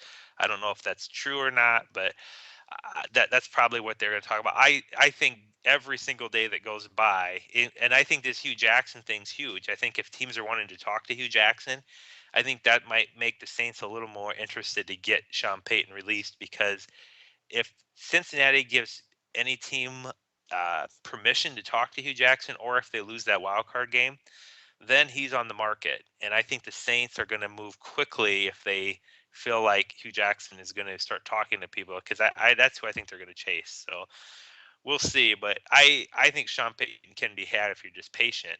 The question is, what does Sean Payton want? And so I don't know if he's set on going to New York or what the scenario is with that. But whoever it is, even if it's Adam Gase or whoever we bring in, if we're going to have somebody come in to fix the offense, I would immediately have Stephen Ross open up that pocketbook, and we need to bring in a good defensive coordinator. I've been politicking for Schwartz, the old coach of the Lions. I'd love to see him come in to be our D coordinator. He has a ton of experience and he knows defense, but we absolutely need to have a defensive coordinator come in that knows what's going on. If we do that.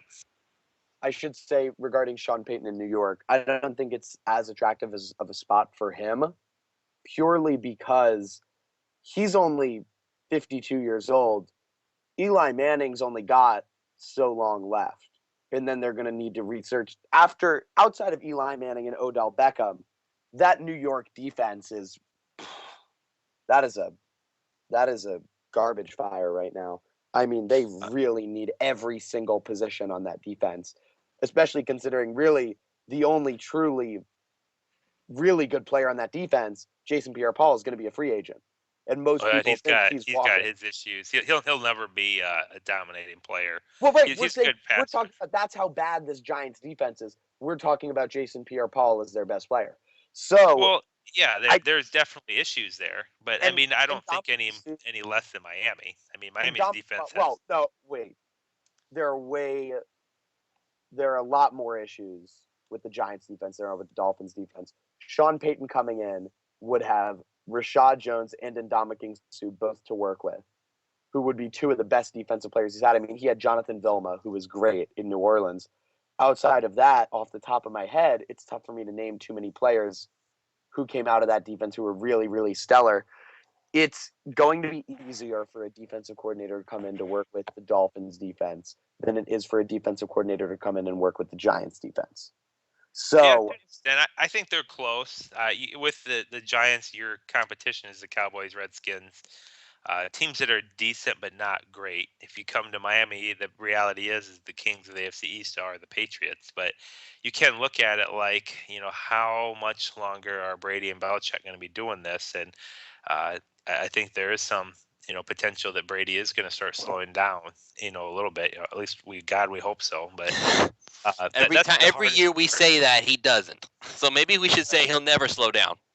Yeah, but that's the hardest part about the Dolphins' job is the Patriots are consistently a top 3 or 4 team in the NFL every year, and so that's who you have to compete with in the division. It's not a division that's very winnable to walk into right now.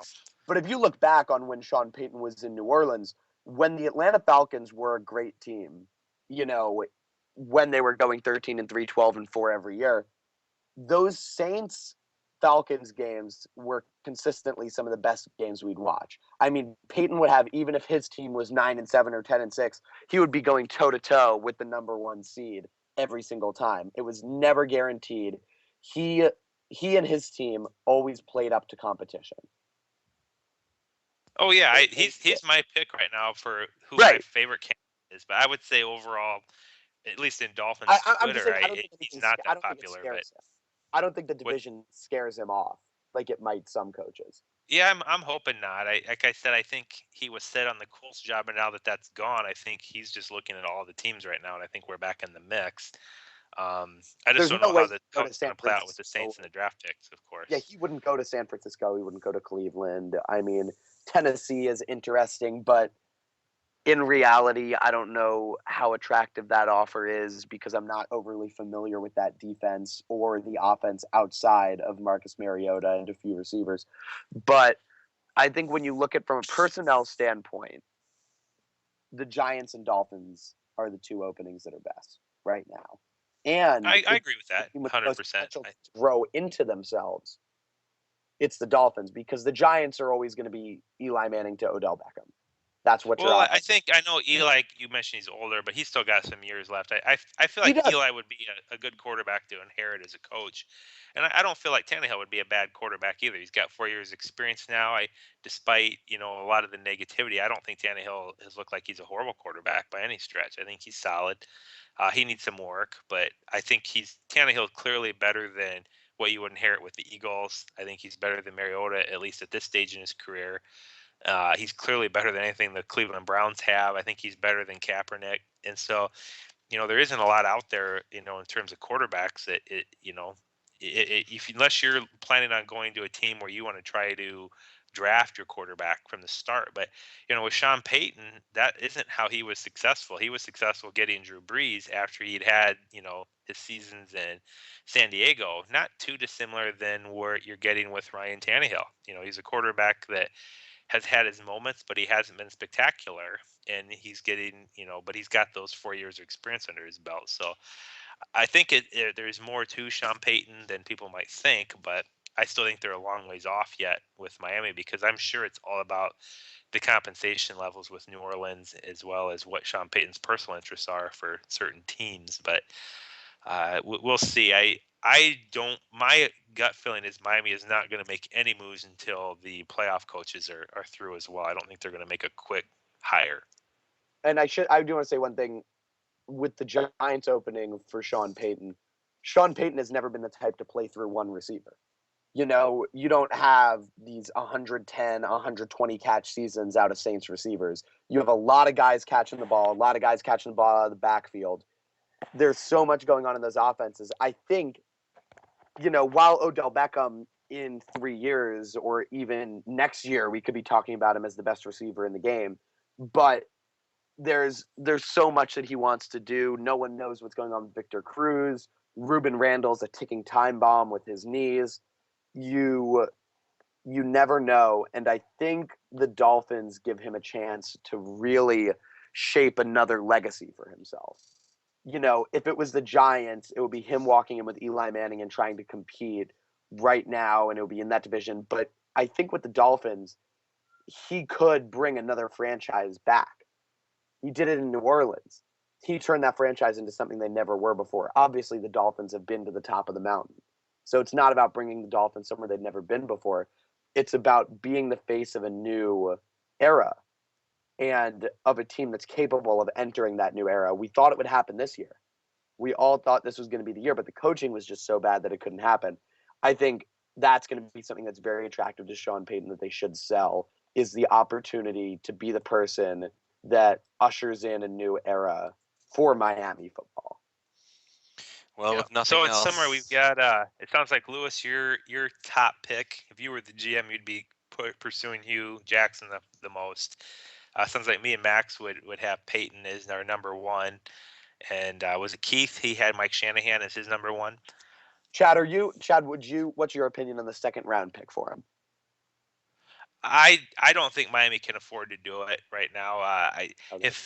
If they had to, yeah, but the only reason I don't like it because I don't think Sean Payton has a lot of other options that he wants to do right now. I think of that when this Colts thing fell through, that in my mind said, "Oh, I think I would just wait a few days, and I would continue to do exactly what Miami's doing. I would interview the candidates.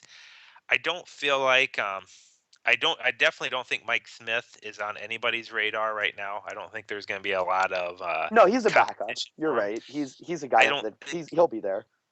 Yeah, and I don't think Shanahan. I think I know the 49ers interviewed him, but again, I don't think the 49ers is a very good job to He take. actually just put that interview. Reports came out. I don't know if it was since we started the show or a little bit after, that his interview with the 49ers is actually on hold.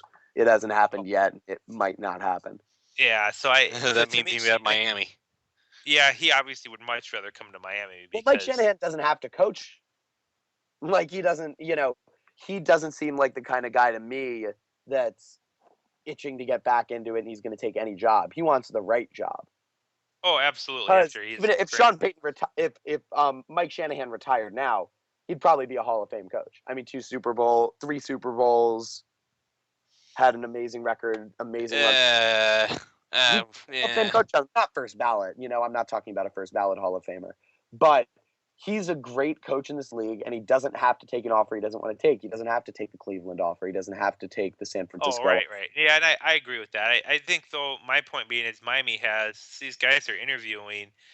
They'll have available probably a week from now. I don't think they're heavily pursued guys. And the hottest name right now, obviously, is Gase. And we're hearing rumors that there are several teams that are targeting him.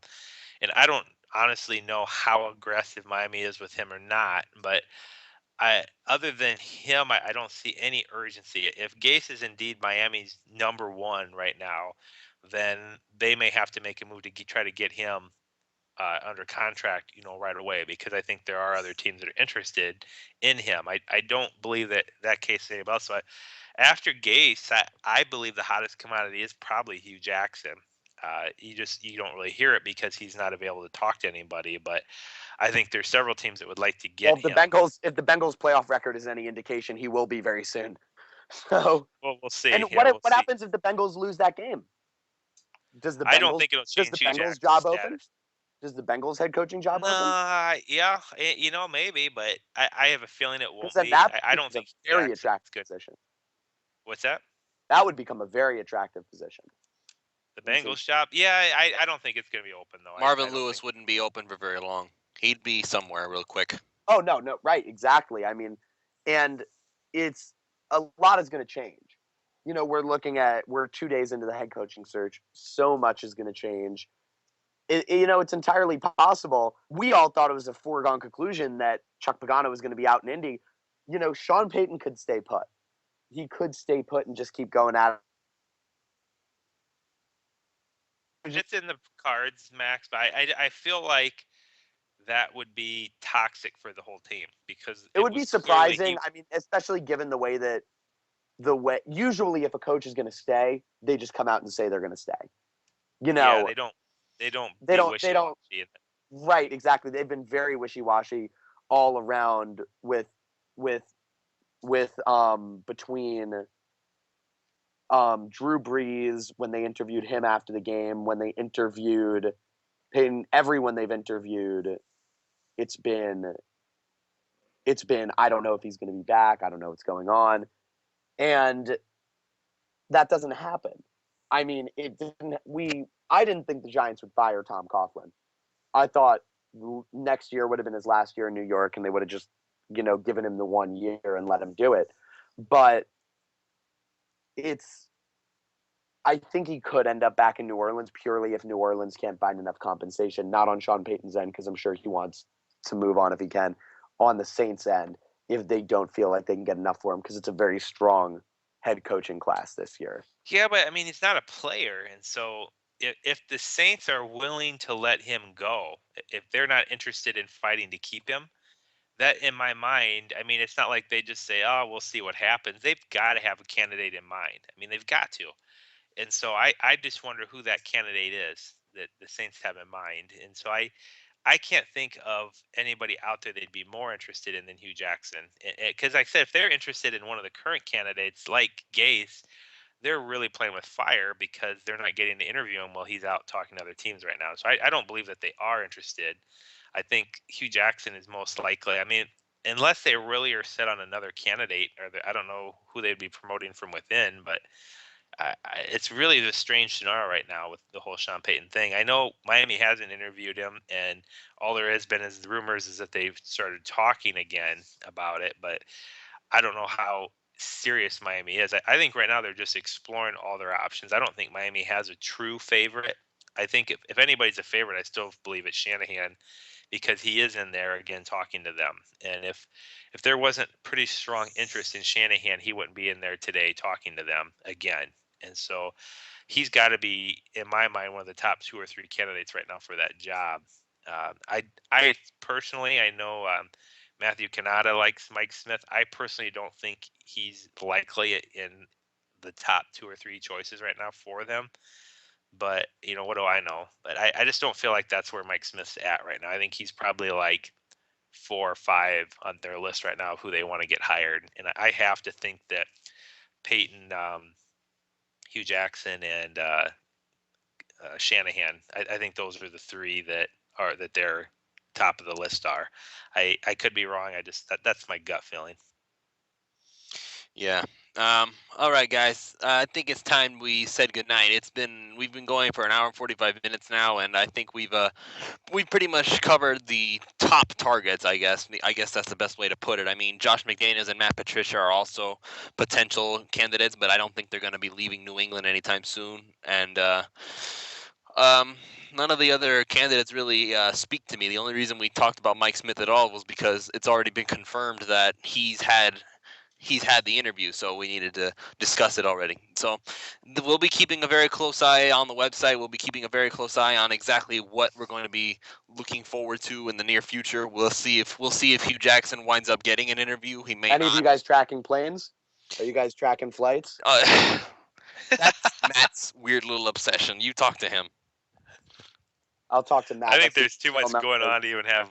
It's not like it's a player they're pursuing. There's all these coaches, in play right now, and all these teams. If that plane's going to New Orleans, I'm breaking out the champagne. I'm telling you right now. But who knows what's going to happen? It's going to be a wild couple of weeks. Matt creeps me out with that whole tracking plane stuff. But I will say this: if I am ever worried that I may not make it back from a trip because the plane's going to get shot down, I am telling Matt what plane I'm on so he can track it and let everybody know. Okay, the plane went down here. Right. It's like, go get him. Like, thank you, Matt. I don't know how he does it. That's creepy.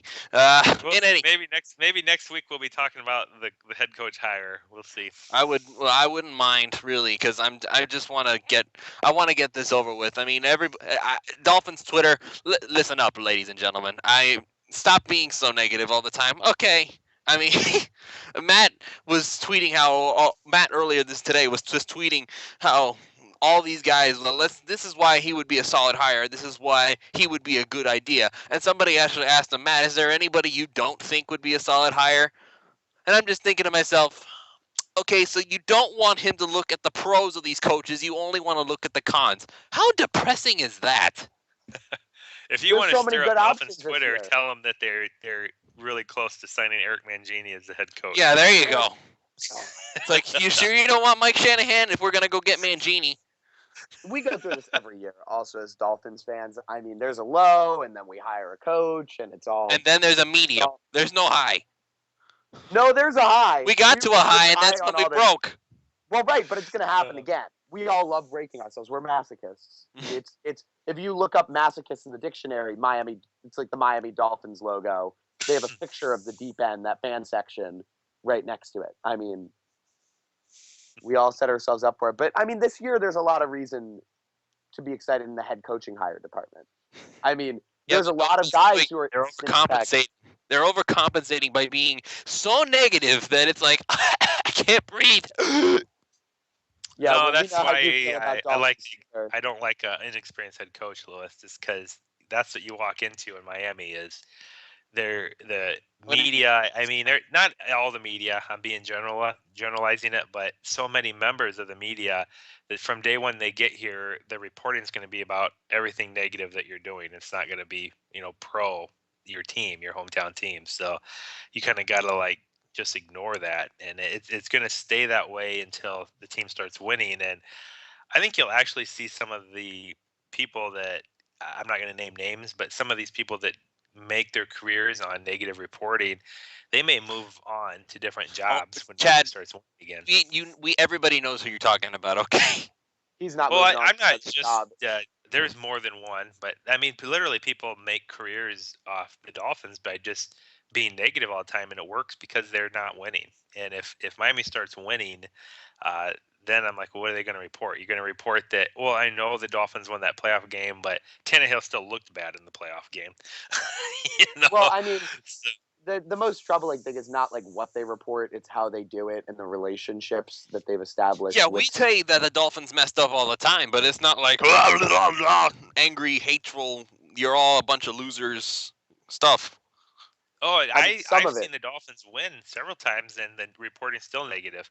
Well, if they deserve it, like that Eagles game was nothing to write home about. Or the Ravens. No, but or the Ravens. Like the headlines: Dolphins win Redskins. despite Tannehill playing bad.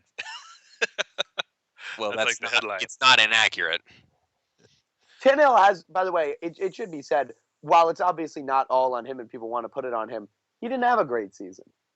No, he had a pretty. I think this was his worst season ever. Season either. I think it was not his worst season. His rookie season was rough. But he had an excuse. I mean, he was raw. Year. Right. And I'm not making excuses for him, but Tannehill, like I said, he's probably number 5 or 6 on the things I'm concerned about right now with the team, and coaching is the number one. Yeah, he's. I'm not even concerned about it. I think they're going to bring in a head coach who can work with him. He's not even on my list of concerns. I'm more concerned about the tight end position than I am quarterback. Yeah, we'll be definitely looking at tight end. So we'll see. Talking about Tannehill again. Quarterbacks, go away! Don't go away, quarterback. I don't want to talk about you. I don't need everybody in my timeline. Tannehill sucks. I'm not even going to answer you people if you want to go. I can tell you right now, Lewis, that is going to be a question on the announcement of the head coach when he first goes up to the podium. Somebody is going to ask him, what do you think about Ryan Tannehill as your starting quarterback? And they'll give the canned answer. Well, Ryan Tannehill is a very talented quarterback. He has speed. He has arm strength. He has accuracy. We can work with him and find a way to win. I just gave you every single head coach's thoughts on Ryan Tannehill. I just want him to get up to the podium and say #blame Tannehill. Whoever that is, I'm putting him in the Hall of Fame right now. I think Shanahan would have the most capability of doing that. Yeah, Shanahan doesn't know what a hashtag is, but he's still a top choice. I'm sure Kyle has taught him what a hashtag is. Okay, in any case, yeah, there's our quarterback talk for the night, ladies and gentlemen. So if you manage to stick around this long to hear us talk about it, that's going to be it for us this week. For this week, for myself, my co-host Chad Ronenbaum, Max Himmelrich of the Deep End Miami, and of course my 2 friends from the Phinsider, Keith and Duke. And I'd just like to thank you all for listening, and we'll see you next week on the PhinManiacs.com podcast.